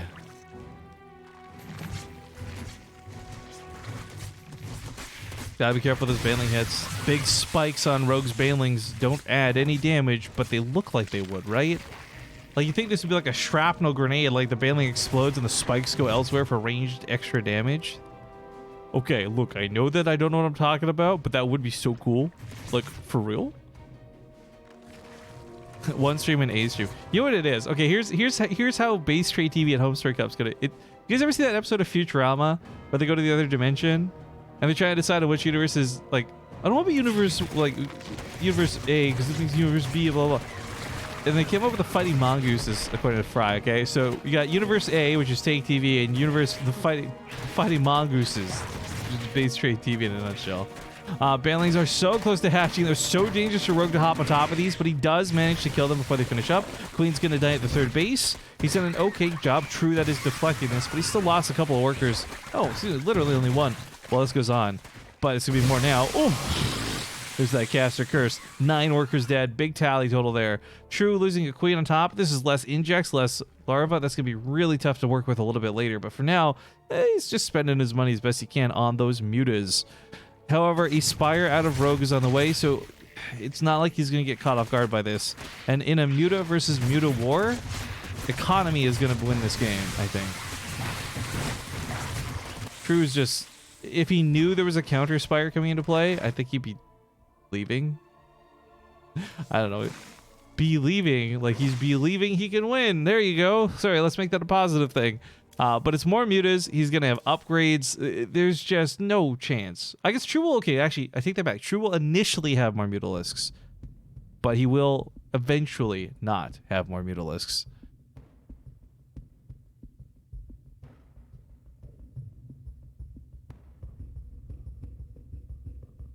As the Lings continue to dance around. They're not dying. They've got +1. They can soak some damage. The queens are going to help a little bit here too. Muta versus Muta, 7 to 11.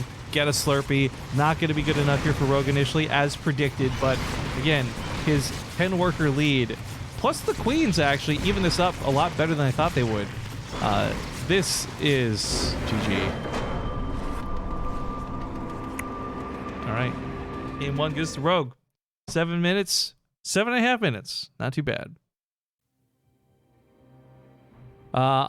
Denmark is right beside Germany. If you come to Denmark, I'll make chicken and rice for you. Best in the world.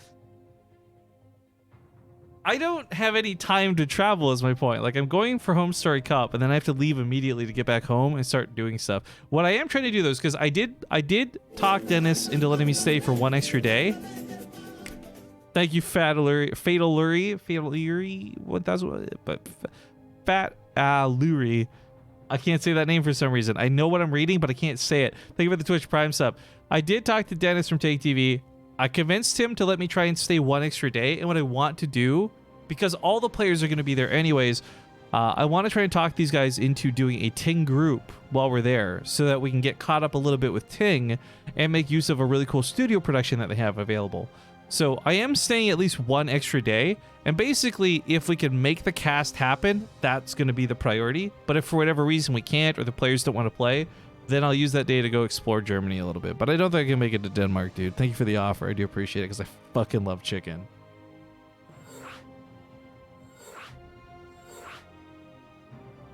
But we're hopping in a game. So let's get into that lobby. Jason Yee says, I got here and apparently you can't bash anyone, which I'm sure also means no constructive criticism.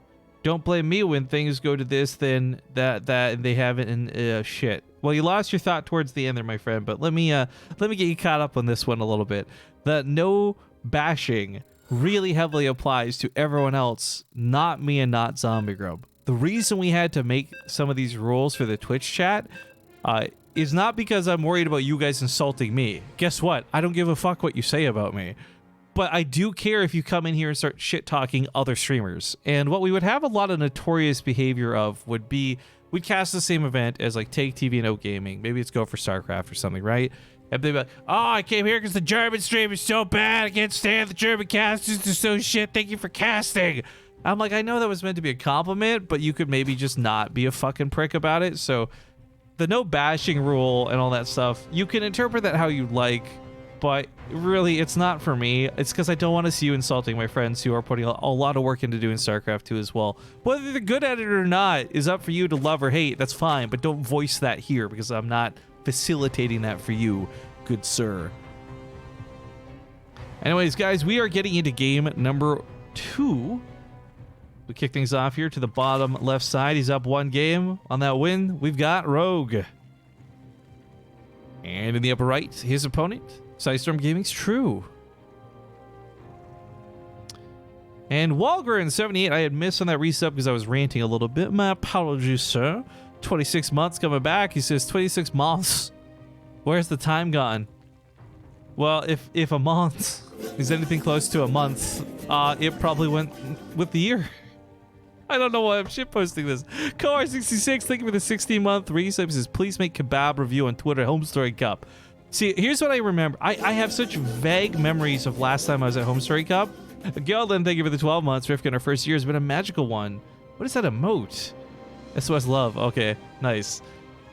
It looks like something, like, I don't know what, an arrow? Anyways, I don't remember a lot about Home Story Cup the first time we went because, truthfully, Zombie and I both got heat stroke and we were sick. And, I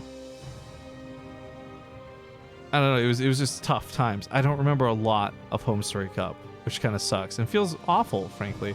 But I do remember 2 things. One was the first night we were there, Harstam took me to some, like, middle of fucking nowhere shop and we got kebab and it was great. It was so good. It's so messy, but so good. And 2, I remember eating McDonald's a lot because I couldn't find out how to order food in German at these other restaurants. We went to a grocery store one morning. I remember I got like a banana and like a little coconut bun and we got some Dickmans, which, because, by the way, apparently that's a thing. As stupid as the name is, it used to be called something way worse that was super racist. Anyways, I learned a little bit about German while I was there, but I didn't get to really experience a lot of the culture stuff. So, yeah, kebabs and eating food and stuff I really want to do. And hopefully at least remember this time around? I don't know. Inch to Maniac says, you don't give a shit what people say about you, Rifkin, but we all love you. Well, I don't care. It's not like I wanted you to love me or anything. Baka? Idiot? Wait, you mean I can't hate on Wardy here? Oh, sorry, Scorchclaw, you actually bring up a great point. The one exclusion to the bashing rule is Wardy. You can totally bash on Wardy. He's just such a garbage human being. In fact, I'm right now gonna... Where's the rules? It's been so long since we made those chat rules, like literally 2 or 3 years ago. It's under partner? Oh my goodness, I actually don't remember where this was. Is it settings? Okay, you know what we're gonna do? I'm in a mood. We're gonna quickly spectate Crank. Thank you for doing the observing for me, Crank. Tab out briefly and try to remember. Here we go. I found the chat rules. All right. Guess you joined me on this journey. No caster bashing except Wardy because he super sucks. There you go.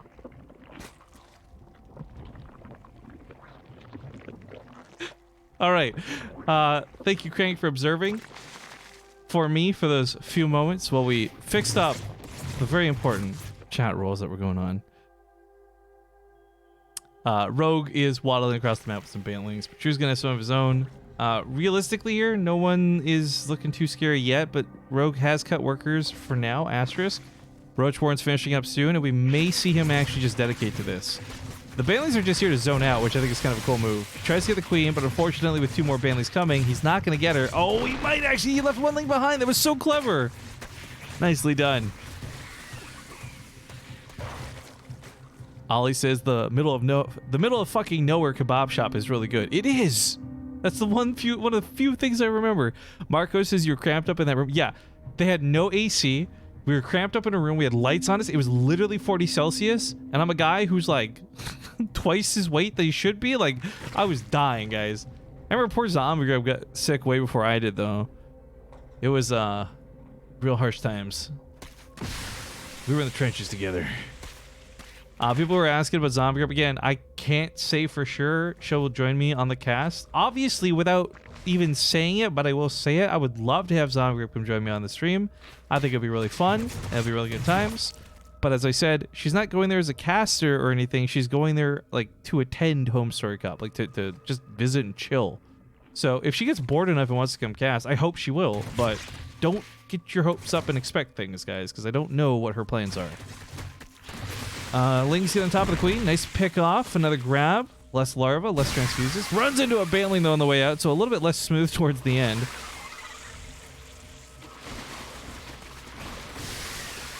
But Ravagers are made. Rogue is just kind of steamrolling this. Even though the Baneling... Actually, admittedly, the Banelings get some good connections. I don't think it's enough. Even with Defender's Advantage being what it is, it's just hard to break this, especially with... If this was just Roach versus Roach, True could maybe break this with the Defender's Advantage. But the fact that it's Ravagers, now that they've moved up to the top of this ramp, it's not just Corrosive Biles on top of the Roaches. He can now Corrosive Bile on top of the eggs and completely deny those Defender's Advantage reinforcements. The drones are pulled. He's got some good surrounds. He's starting to push Rogue off here a little bit, but the fact that he had to pull drones in the first place is a lot of lost mining, combined with the fact that he just lost some drones too. Now the Lings get on the action. The Ravagers are still standing. He's pushing up. Hold the Roaches in place. There's the Corrosive Biles. Big hits on those Roaches for 60 damage per bile. Ooh. This is not looking good for True. Even though he might be able to finally grab the last couple Ravagers here, he has lost so much in the defense. Not just in terms of workers. Like, the actual worker count's not so devastating. Being down 10 drones is not the end of the world. It's the fact that he just got punished for having tech behind this. If Rogue had done the same attack and True didn't have like +1 weapons invested into it, this wouldn't hurt so bad.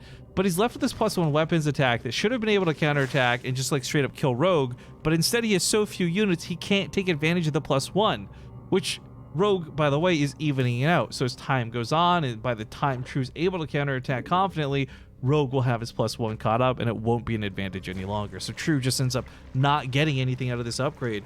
And it kind of costs him a little bit there, too, because of the cost that went into making it.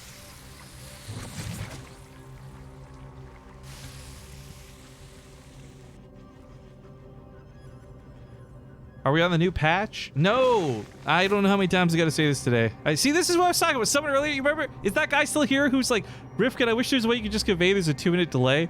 I can't convey any information because people don't fucking read. They don't know how things work. But, sorry. I don't hate on you, Jables. You're not wrong for asking. It's just your dozenth person to do that this hour.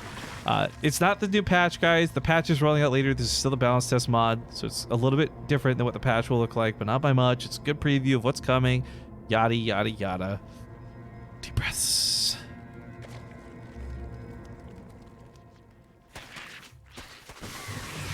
Oh, those Banelings were looking for better hits than that. If the second one had not gone off prematurely, he could have gotten a lot of worker kills there. But bring the worker kill count up to 15. Yeah, he's got his own Ravagers too. Just kind of meandering in the middle of the map.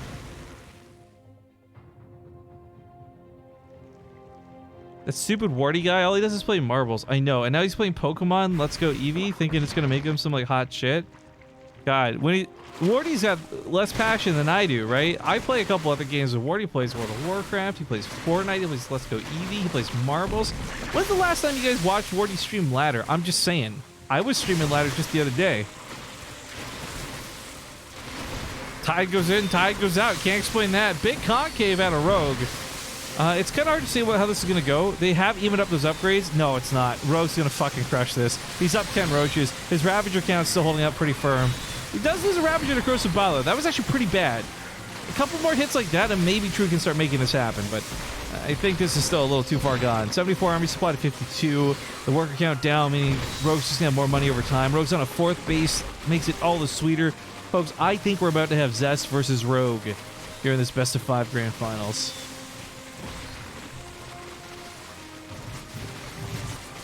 Online strategy DK says, let's say I want to go to Homestory Cup. Is there a place to sleep? You'd have to go find like an inn or a hostel or something, dude. GG's get called. Rogue with the 2-0 will move on to the finals. He goes on to fight against Zest. And, okay, here's what I'm going to do, guys. Here's my plan of action. I really hate starting something I can't finish. I don't know if there's enough time to do a full best of 5. So what I'm going to do is I'm going to meet you halfway. I'm going to cast this first game, and we'll see how long it goes. If this is a quick game, or it looks like the series might be one-sided off of a medium-sized game, then I'll stick it through. But as I said, for those who are unaware, I'm not just like making excuses for it. I actually am packing. I fly in a couple hours. Like, I can't go too long. So we'll go for as far as we can. Thanks for watching. Couple minutes of ads. We'll cast at least game 1. But if I can't finish this, guys, again, Crank is casting this game as well.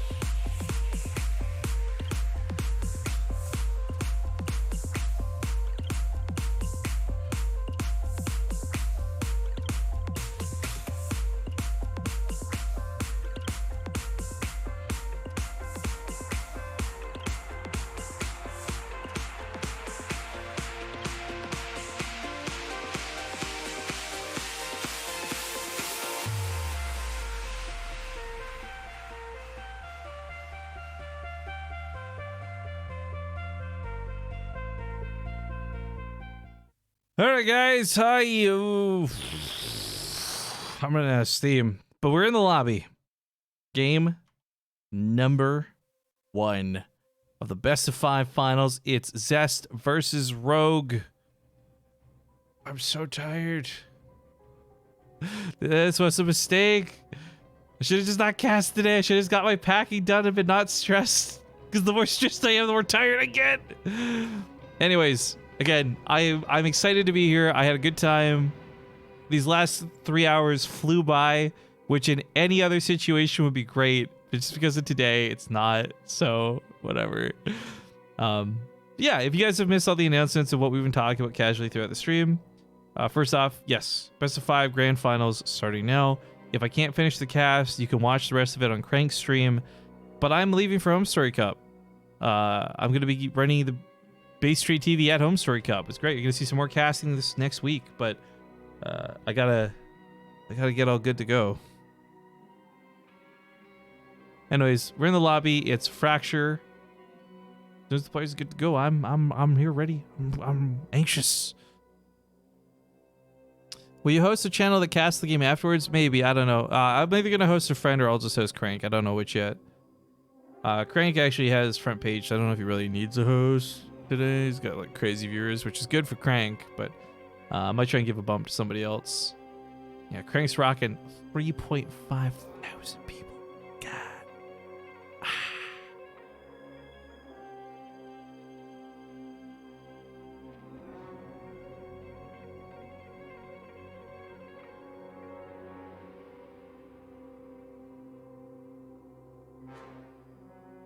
They're spamming a lot in the lobby. I don't know what they're talking about. We're finally going. Let's hop into the games, you guys.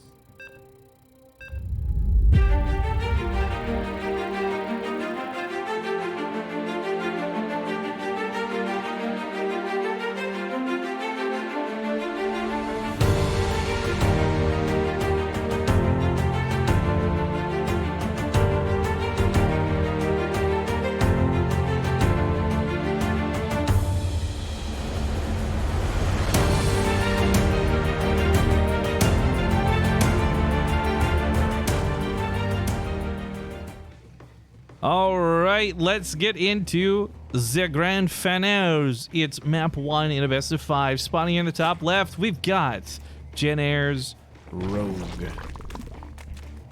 His opponent in the bottom right, of course, he's been waiting for a long time for this game. It's Zest. I feel like we cast Zest a lifetime ago getting here, and the bottom part just took a long time to catch up.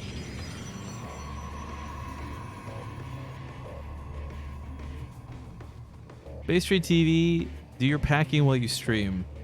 I was trying to. I was hoping during the commercial breaks and stuff I could get a little more done, but honestly, it's just not enough time.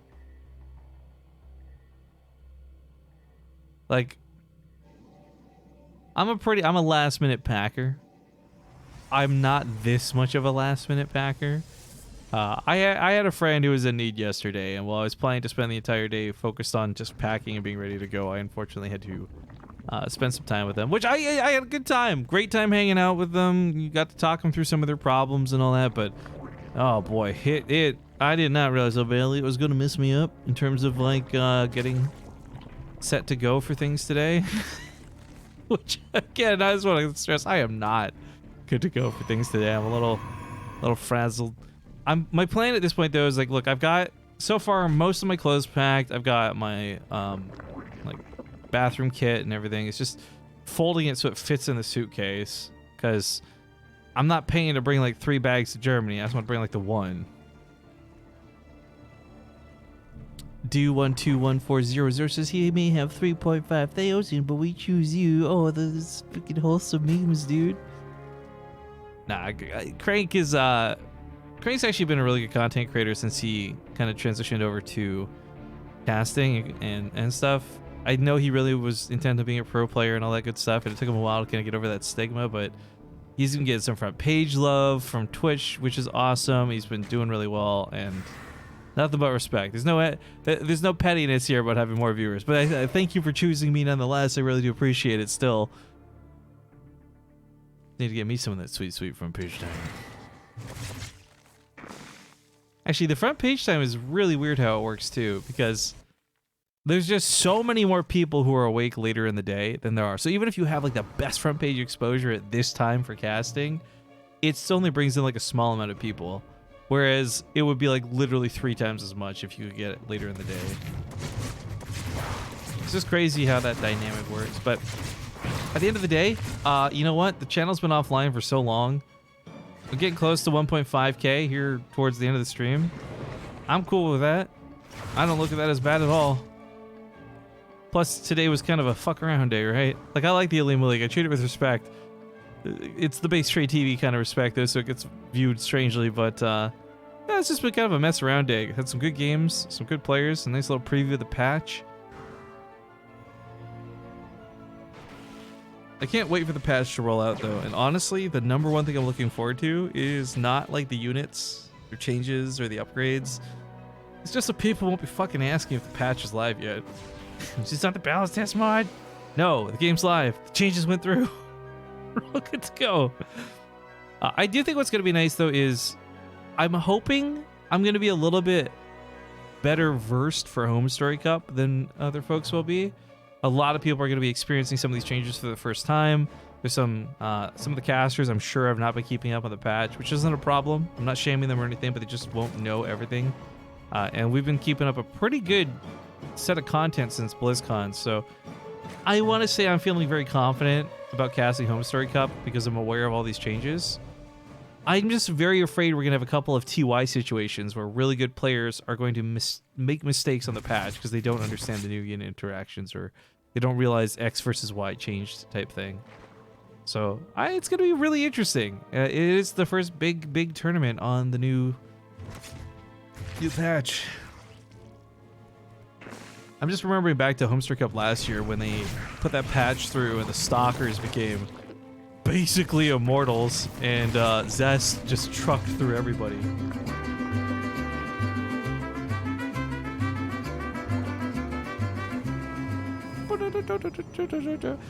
Thank you for the 420 bits, 47 is. She packed my bags last night, pre-flight 0 hour 9 a.m. and I'm gonna be high. Oh, you're singing. I was so confused by that for a moment. Thank you for the 420 bits. Rocket Man! I don't know what you guys think. This is where I'd love to hear from somebody like 47is who actually cheers bits on the channel and stuff. In fact, he's like one of literally 2 people that tiered bits today. I don't know when Sean DeWolf did, but thank you for the 100 bits. Do you want me to put back the little meme things like that? Like the 420 joke and 666 or like the Warty Zombie or Ratataz? Or do you think we should just keep it purely Mexican themed for Home Story Cup to match their Mexican theme? Let me know your thoughts, because honestly, you're the guys who it affects the most.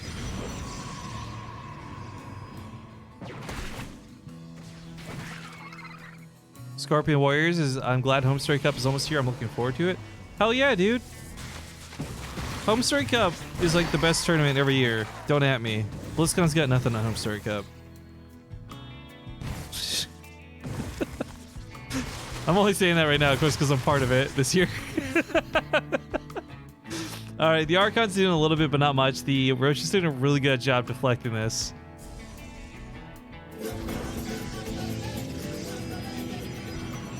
Hey, Gearbox, thank you for the 4 months. Thanks for the awesome StarCraft 2 content, and have a great time in Germany. I will, my man.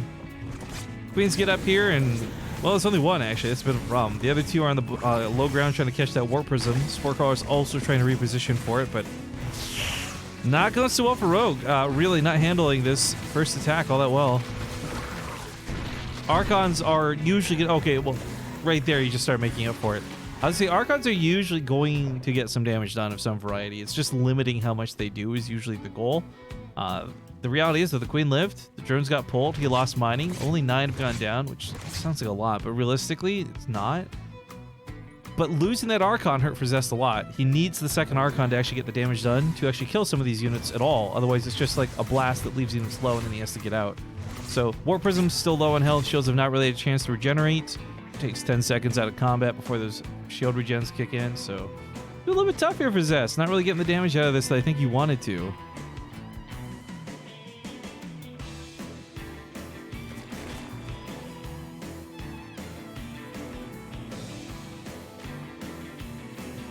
Overseer's gonna contaminate the forge a little bit. That's kind of a cool move. Very annoying, but can make up for that with the Chrono Boost. Rogue's also gone for some Swarm Hosts. Not a big investment in Swarm Hosts, but a couple of Swarm Hosts. I kind of like this, actually. The maneuverability here, we'll be able to get past these force fields, drop on the back line, hit that Nexus. You never know. Raul, I'm going to say. Or Instar, thank you for the Twitch Prime sub. The Locusts are pretty much timed out in health, so they had to go for an attack. This was not an ideal attack at all, but it was better than wasting them, so trades out for a little bit. Resources lost differ by 6. I don't even know how the... Someone explain that to me. That's got to be a canceled Zerg building or 2 or something. I legitimately don't know how the hell you get 6 resources on that even. That's changing, of course. The Immortals starting to pick off some of the Roaches. A couple of very awkward transfuses go in. As you can see, not a lot of upfront healing, but really great still if you can back away from a situation like this. A good way to top up the army. Why does Home Story Cup have a Mexico theme, asks Inch2 Maniac. I don't know, but it does. So I'm just rolling with the punches. The Locusts are actually doing pretty well, but I like the Warp Prism micro out of Zest. He drags and drops a lot of these units back. He's just waiting for the time life on those Locusts to expire. Once they do, it's just a Roach army then at that point. And this Roach army gets crushed by Immortals and Archons. Even a couple of these Zealots won't do too badly. So Rogue was very much correct not to commit to that. He could have killed that Nexus, but it would have cost him everything.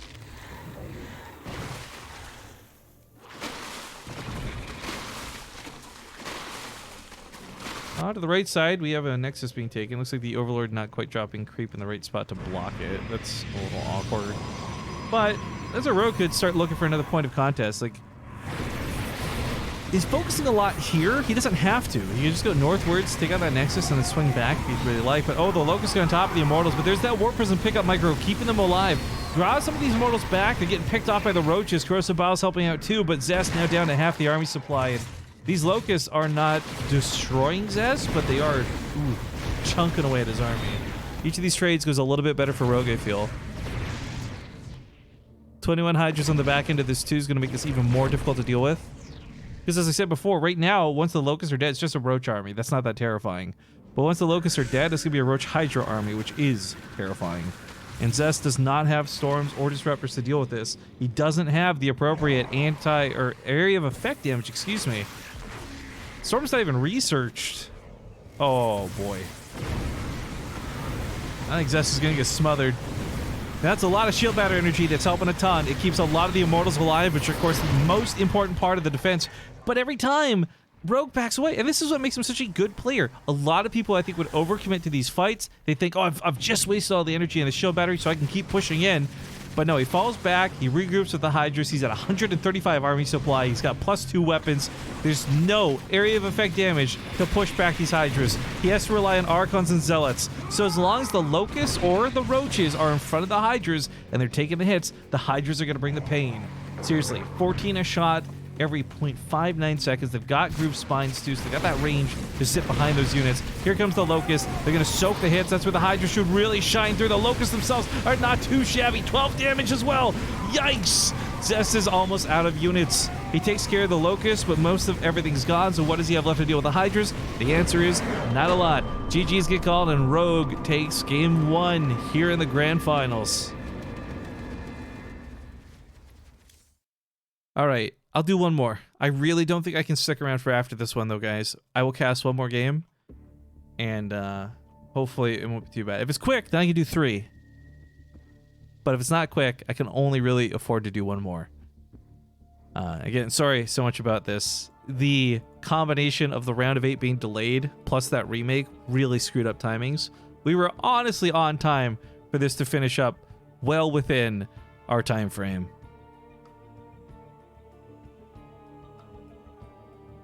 But Blue Shift is the map pick here.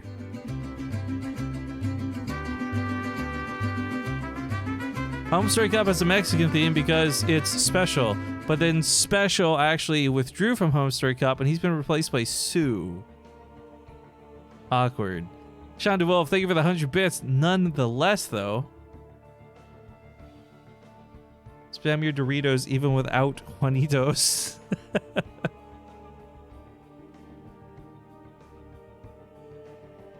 All right, my dudes. Lobby's up. Let's hop into it. Let's get into what is realistically probably my last cast of the day, even though it's not the last game of the series. Terribly sorry about this, chaps.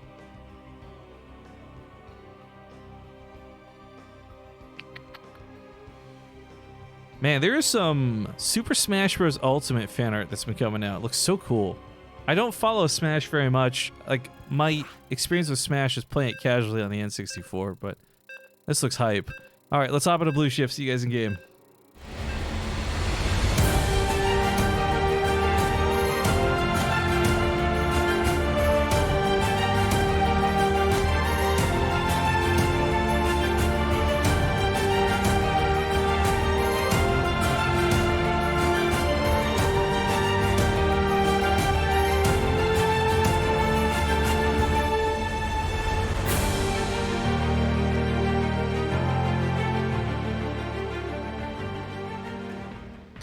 All right, game number 2 at the Grand Finals kicks off. Spawning here in the bottom left, he's down 1. We got the pink Protoss Zest. He's put the top right, that blue Zerg Rogue. And look, here's the thing, guys. I hate to do this. Someone here is going to be shitty and call me a sellout, and that's fine. Fuck you. You're just jealous. I can't stick around because I have to weigh my time versus, like, casting the extra game. And the reality is, playing a commercial for you guys is going to net me like $2. Not really worth it. Not really worth the stress of missing more time packing. So I'll tell you what, I'll set a real fucking simple donation goal. Even if this goes to game 3, 4, 5, fucking whatever, if we can get emergency $15, I'll cast the next game, providing this one doesn't go 40 minutes or something like that, okay?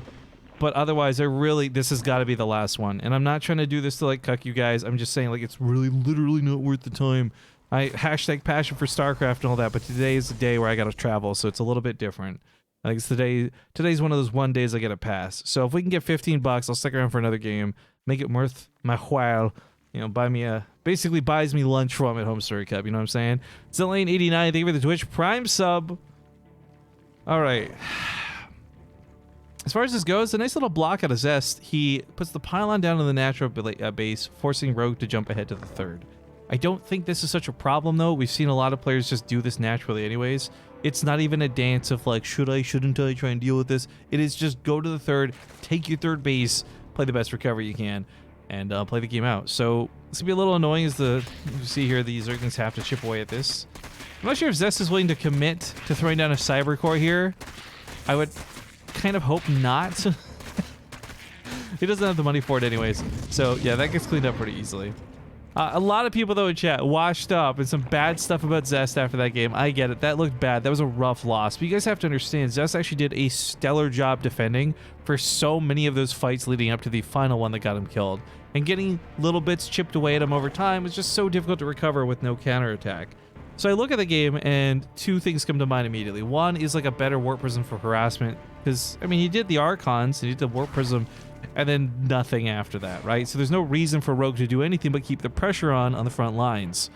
However, on the other side of this too, Zest could have gone for different compositions, realizing that it was going to be more about Locusts than anything else in that game. You can kind of assume Hydras eventually follow that up because, well, frankly, they do. I think that, you know, swapping it to Colossus, more notably and likely something like Storms, like just having something else, because Immortals are not the way to deal with Locusts. Everyone knows this.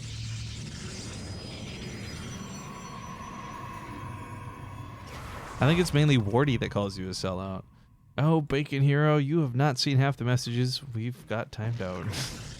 If I do anything, I'm not going to turn this into one of those rants, I swear to God.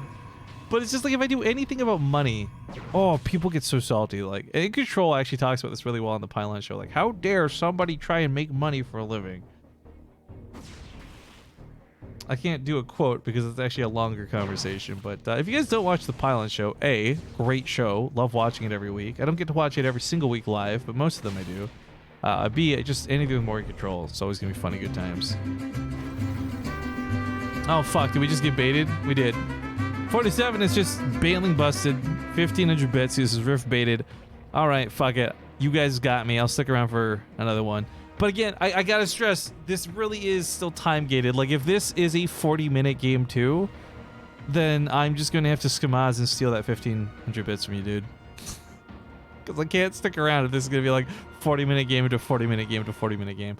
I don't think about the pacing of this so far, though. We'll see, because with Rogue having to take that third base, it's forced him to gear up a little bit more quickly and not, quote-unquote, waste time in the early game with harassment and dancing. So as both players kind of streamline down that pipe, we'll see what this looks like for Zest, who kind of has to start picking soon whether he decides to stay on two bases consciously or get stuck here. Sammy431 asks, do subscribers get replays? So for 99% of our content, well, that's not true. 90%, okay, look, this statistic's being made up. I'm going to be honest with you. But for a majority of our content, yes, all subscribers get replays. So do Patreons of our Patreon. So if you don't want to subscribe for $5, you can subscribe to our Patreon for $4. Same deal, right? A little bit cheaper over there. Talk about this more in a second, though, because Rogue might just be dead. Oh my god. That queen went down so much quicker than it should have. The Adepts are, of course, dealing with the Zerglings pretty well. This is without Resonating Glaives, I might add. I take it back. Maybe not dead, but he does take some losses here. His double robo fallout for Zest. He's going to continue being aggressive. But right now, the drones get saved, and this actually ends up not being that worthwhile, especially when you consider what was committed to it. However, Zest didn't lose a lot to it, so it's not bad for him either. Anyways, yeah, as far as replays go, for most of the stuff we do, yes, we send out replays as soon as the cast is done, post up on Patreon, for subscribers and patrons only. However, the one exception to this is the Olimoleague. The only way to get replays from the Olimoleague, like the tournament you're watching today, is the Olimoleague Patreon, which I don't have any part of. I don't get any money from that. I don't have any logins or passwords. Like, the Olimoleague is totally run by Olimoleague. It's separate from BaseTradeTV. So if you guys support that, just keep that in mind.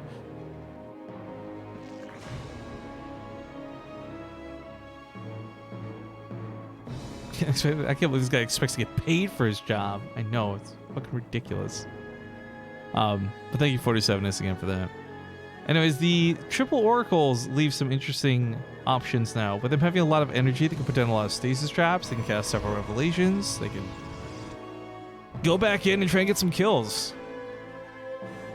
Ultimately, Zest is a little behind in terms of the way the pacing of the game went because of how long it took for his start to get going, but luckily, due to Chrono Boost and continual production of probes, he'll transfer those over right away and be good to go.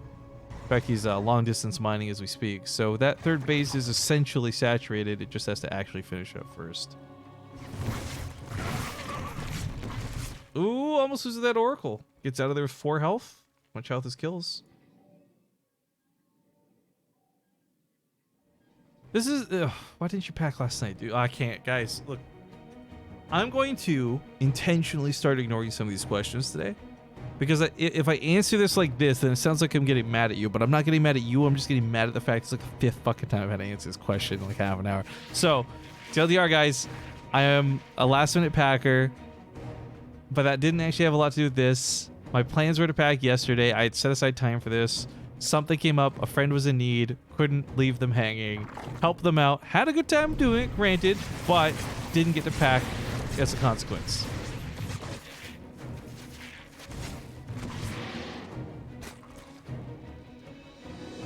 These oracles are doing surprisingly well. I love these effects. 15 bucks given from Alis. Thank you very much, Alis.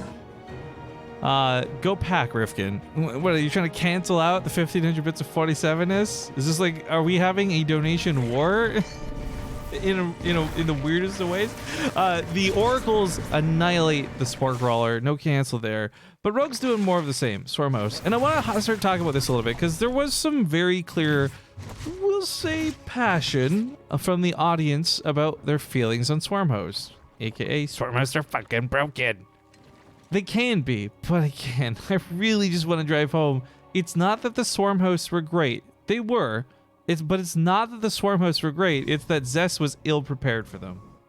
Like, maybe if he had twice the amount of Archons or something, it could have been different.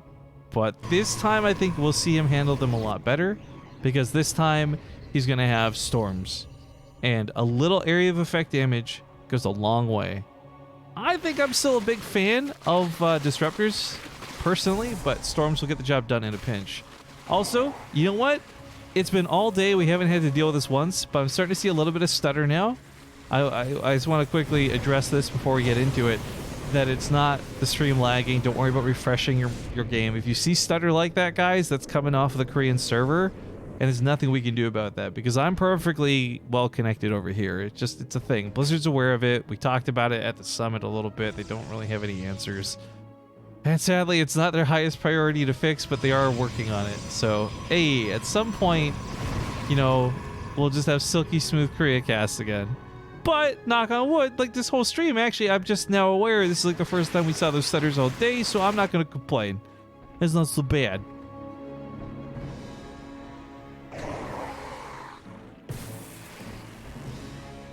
The locusts come in on this side. One thing I'm kind of missing from Zest, Phoenix were a really cool add-on to this, but not really any Phoenix this game. The bonus versus light in the air was fantastic.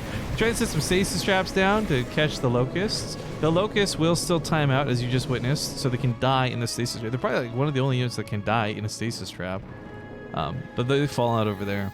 I'm really more curious about this fleet beacon that Zest has invested into. He's invested into. No, not worth the pun. Not that good. I don't think this will be for carriers. If it is, he's crazy because carriers are super garbage right now. Like, beyond garbage. Nobody will make carriers in this patch, guys. Nor should they. But if it's for Tempest, that's where I'm going to get really interested. Or even Anya Pulse Crystals and start pumping out Phoenix. I really don't know what his game plan is, but I really kind of hope we'll see Tempest a bit. Their speed can certainly help catch some of these Swarm hosts. And the fact that there's no Hydras out, it's all Banelings and, you know, Swarm hosts. There's not a lot of anti-air here, period. It is carriers. Oh, no, guys, we need to talk about this. So, the carriers had a lot of things changed about them. They build a little bit faster, which is cool, whatever. But the interceptors have been changed and tweaked a lot to the point where it's just no good. In fact, what I'm going to do is, because the carrier had a lot of changes to it, I typed !patch in the chat. You'll hear this 2 minutes later. You can also type !patch. And if you scroll down to the carrier changes, you can read all the little nuances to it. But the carriers, they suck, guys. The interceptor build time is the biggest part of it. I guess for now, actually, funny enough, for now it won't be that big of a deal because there's no anti-air. Once there's anti-air, it'll be a bigger issue, but I don't know if you'll have time to get there or not. Rogue's completely destroying the space. Baneling's hit those zealots really nice. Like, the Ravagers start backing away. They got creeps, so they get away very quickly, which is nice. The Mothership's a nice addition to have. She hasn't really been tweaked much. I think with the way the new recall works, her recall becomes even more powerful.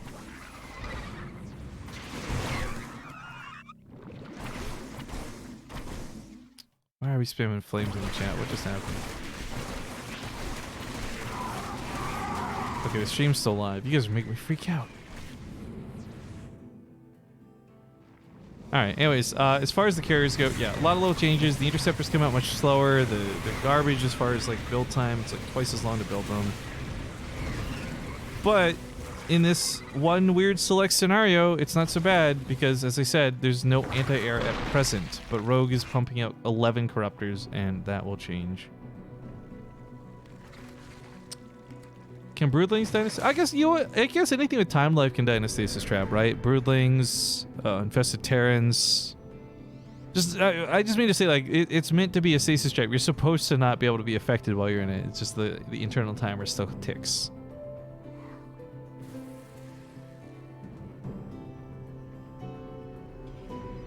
It's so weird looking at the interceptor on the production tab for so long. Like, it's actually messing with me so badly, guys. Anyways, the stasis trap lasts longer than the Locust has health, so the beauty is, like, this really shouldn't be a problem. Yeah, every time it cleans that up.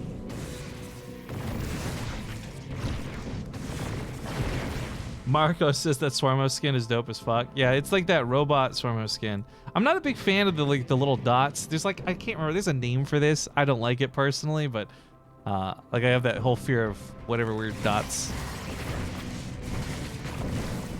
Patch is supposed to come in today. Yes, sirree, Bob. Now you're gonna see Protoss players lament about carriers, but what's funny is this isn't a Hydra-based army that kills carriers. This is actually a Corruptor-based army that's gonna dive in and kill the mothership and then kill the carriers. Although Rogue is just sitting above Archons, and he could see the Archons the entire time with his with his freaking Overseers. I forgot the name for a second. I don't know why he did that just now. That was a pretty bad move on his part, but he still has a lot of Corruptors. 15 still standing. He's waiting for the Locust to come off a cooldown before he engages again. He wants the cover of those to fly in. He's gonna try and grab something on the side. This should be a one shot. No, 2 shots on the carriers. But still losing control of the army. All this is because he's just got a lot of supply in the sky and a lot of supply that's on cooldown through those Locusts, through those Swarm Hosts. But not enough anti-air to deal with this. The Locust Wave is killing a lot, but they're timing out so quickly. Doesn't matter. Rogue's going to tap out and Zest will tie things up now 1-1. As I said, though, sticking around for at least one more game, guys. I hate to do this. I really do. It feels scummy, but like I said, it's got to be really worth my while for what I'm giving up. So, yeah. One more game coming at you, for sure, even though it's a best of 5. Commercial break first. See you soon.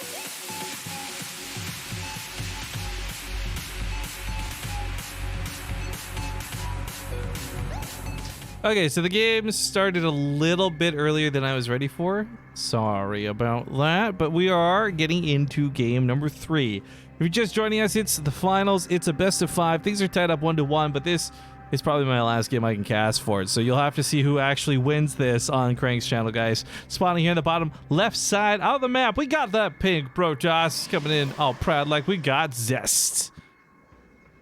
And his one at the top right just suffered a pretty harsh loss. The only man to lose to the new carriers, we have Rogue. Or I guess the better picture to paint is Zest, the only man who could win with the new carriers. Either way, the carriers were a very interesting choice.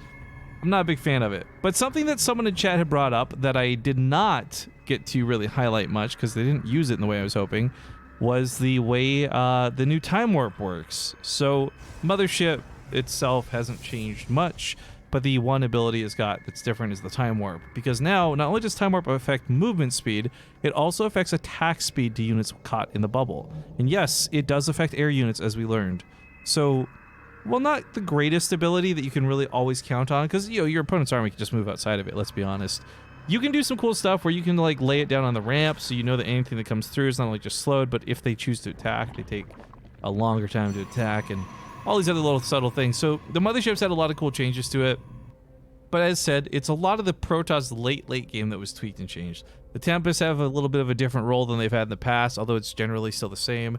The carriers are much weaker. By the way, I don't think it was carriers that were the big problem for that late game composition. It really had a lot to do with the Archons and the Storms, but that's a whole nother category. The Mothership cores looking different. There's just all these little things here and there. But the Disruptor for me is like, I want to see Zest use Disruptors. Not because I think he should, because they're good or bad. I just want to see how he handles them. The new Disruptor is so crazy. Well, it's very technically the old Disruptor, but either way, the Disruptor is crazy.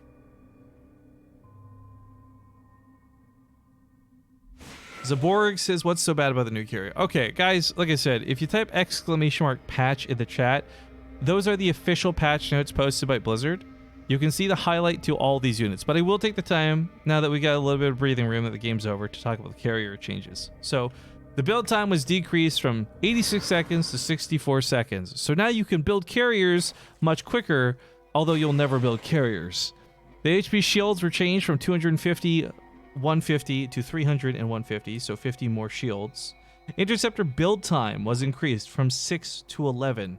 So effectively doubling how long it takes to replace interceptors if they go down. Graviton Catapult upgrade removed from the fleet beacon, meaning there is no way to launch interceptors out quickly. If you don't know how this worked before, they came out in 2 waves. The first 4 interceptors and then the second 4 interceptors. And the Graviton Catapult just allowed all 8 of them to come out fluidly. Now carriers just slowly launch all 8 interceptors, and it sucks. And then, of course, the interceptor release periods were changed from 0.36 to 0.27. That gets the technical mumbo-jumbo, but the TLDR is carriers kind of suck now. I think they're going to have a role in the game in terms of, like, lower league stuff. I really don't think they're going to see higher league play have carriers be the emphasis of anything. A lot of this, of course, is stemmed off of what they are now. You know, pre-patch, you had carrier, Mothership, Archons, Storms, you just couldn't beat it. It was, in some situations, literally unbeatable. Not all, but some. I think Blizzard tried to take an approach to it that was not the right approach to it, but that's my opinion. Because I do feel like in those situations, it was rarely the carriers that were OP. It was the units that could protect the carriers from underneath the carriers. But that's another topic for another balance wine fest on another day. Oh, that's cool. It says Time Warp also helps against static defense. I didn't realize it would affect buildings too, but I guess that makes sense. So things like spore crawlers and missile turrets would fire like much more slowly under the effect of a Time Warp, which is cool. But that's where Time Warp also gets a little bit weird and questionable, because energy on the Mothership has to be used very sparingly, as mass recall on the Mothership basically replaces what is the old recall on the Nexus. The new recall on the Nexus is kind of it's whatever. So if you're using energy on Time Warps, you want to have energy for recalls. There's this, that, and the other. Whatever. The Oracles are still going to float around looking for something to do. Not a lot of holes in Rogue's defense, but 1 Queen and 1 Spore Crawler is not that impressive. He could just dive in and get a couple kills and dive out without overcommitting.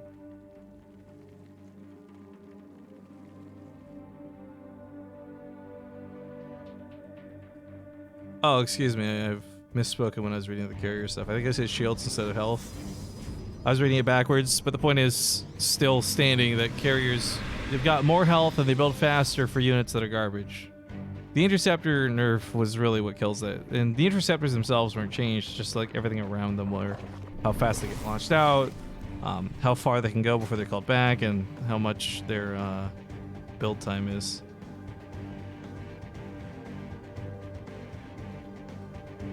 Anyways, I didn't really cover it too much because I really, truly don't think we'll see it. Now, maybe I'm totally wrong, and the meta actually shifts towards carriers. Well, fuck me. Great, we'll see how that plays out. But I really don't think it will. That's why I'm kind of blasé. You know, just don't really care about talking about it because I don't think it's something we'll get to see too often.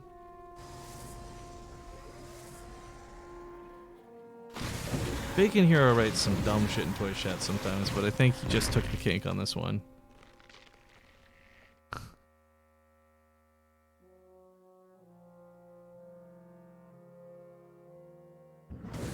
Yeah, as I said, and I really just want to drive this fact home, not because I'm being lazy, but as I cannot go over every subtle change that was made in this balance patch, the patch notes themselves are going to be worth reading over.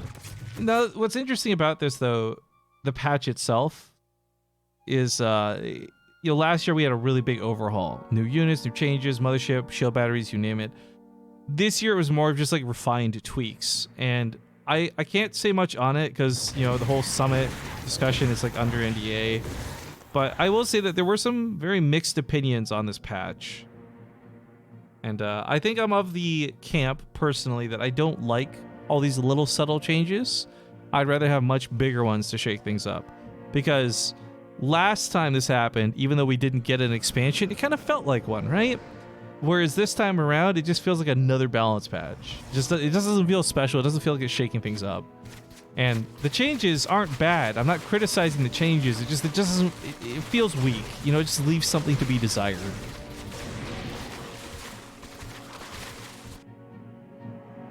But we're still getting some good games out of the balance test mods. Some dumb games, of course, too. But once everything's live, I'm excited to see how that goes. Now, Rogue's done something very interesting here. He has made a lot of overlords, and he's going to go for overlord drops. I don't know who the inventor of this was on the Korean side of things, but for me, I'm always like thinking about Nurchio when this happens. Zest, however, with a really well-placed observer, oh my god, he sees this coming. But did he see this coming? Like, maybe he saw some red blobs on the map, and he's just like, oh, there's the roaches, and doesn't think too much of it. But, like, this is a lot of overlord cargo heading towards the main. Now, the Warp Prism gets on top of this. He has to know that's what this is. The threat here, of course, is the Archons can blow up the overlords, and the Warp Prism's faster, so he can chase it down. Oh my god! Yeah, Rogue can't just fly away. He has to actually fight his way out of the situation.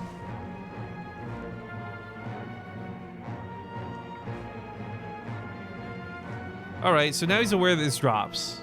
Does this change much? I guess a little bit. He leaves some defense in the main.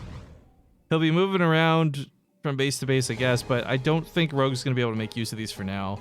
He'll have to wait a little bit of time and hope Cess either forgets about this or gets preoccupied defending elsewhere, so that he doesn't have that defense of the main. There's some lurkers coming out too with this. I would love if he actually made a couple of these Hydras into lurkers. Add those into the main base fight. However, where he is right now is so dangerous as all the Immortals are like right there. He saw that with the Changeling too. Hallucinated Phoenix is coming down. He'll find this. And he knows where the army is. Topside's got a pretty nasty attack set up, but with the amount of cannons that are here... What was that sound? Was that just like the lurkers burrowing? Oh my god. Yeah, wow! This skin has like the loudest burrow on burrow sound on the lurkers I've ever heard in my life. What the hell was that? You know, there was a time where Zombie Grub was really passionate, and her and I both got to talk to some of the lead sound engineers at Blizzard about the lurker attack sound animation and how it was too quiet. And I just feel like this is them finally getting back at us. Like, is it loud enough now? What about the burrow? Can you hear the burrow? Here, maybe if I turn the burrow up to 1,000,000. It's got to be unintended, but oh my god, that was loud. That mechanical sound, I guess. Anyways, more carriers are coming out of Zest. I cannot believe, I literally cannot believe he's going for carriers again. but they worked last game. So I guess if it's not broken, don't fix it, but I really just don't have faith in carriers. And I think this time, honestly, we're going to see a little bit of a different interaction there. A lot of this has to do with the fact that if there's enough Hydras to kill the interceptors, he just cannot build those in time while he's in battle. If Zest backs away from a fight, flies away from the carriers, from the front line, and has time to repair, the carriers are good to go. But, oh god, if he loses all these Hydras to storms and stuff, none of that dynamic's going to even matter.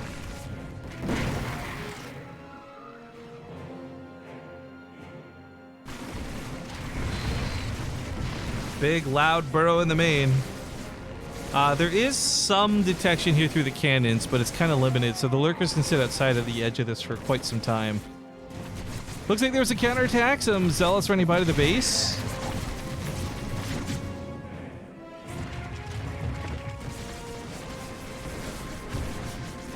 Shield battery's pretty good.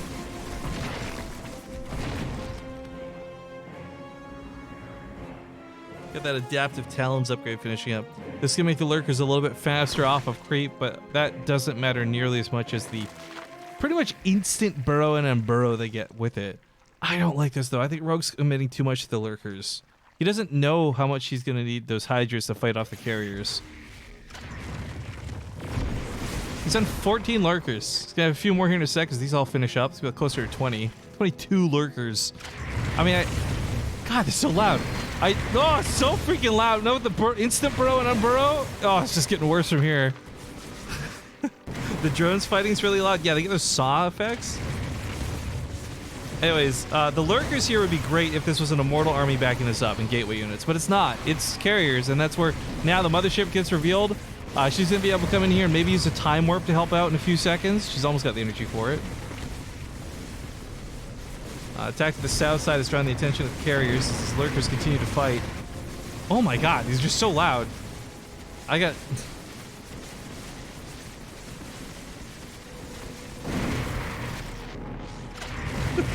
It's just, I don't even know what to say about it. It's just so unnecessarily loud. Like, it just feels like my sound is like 30% higher, but specifically only on lurker noises. Anyways, this is where it's so awkward, because if this was all Hydras, this would be such an easy fight. It's a fairly low number of Hydras and a really high number of lurkers. Ooh, also running out of detection here. He's gotta fight that mothership. Hydra's damage is so good. He's missing a few.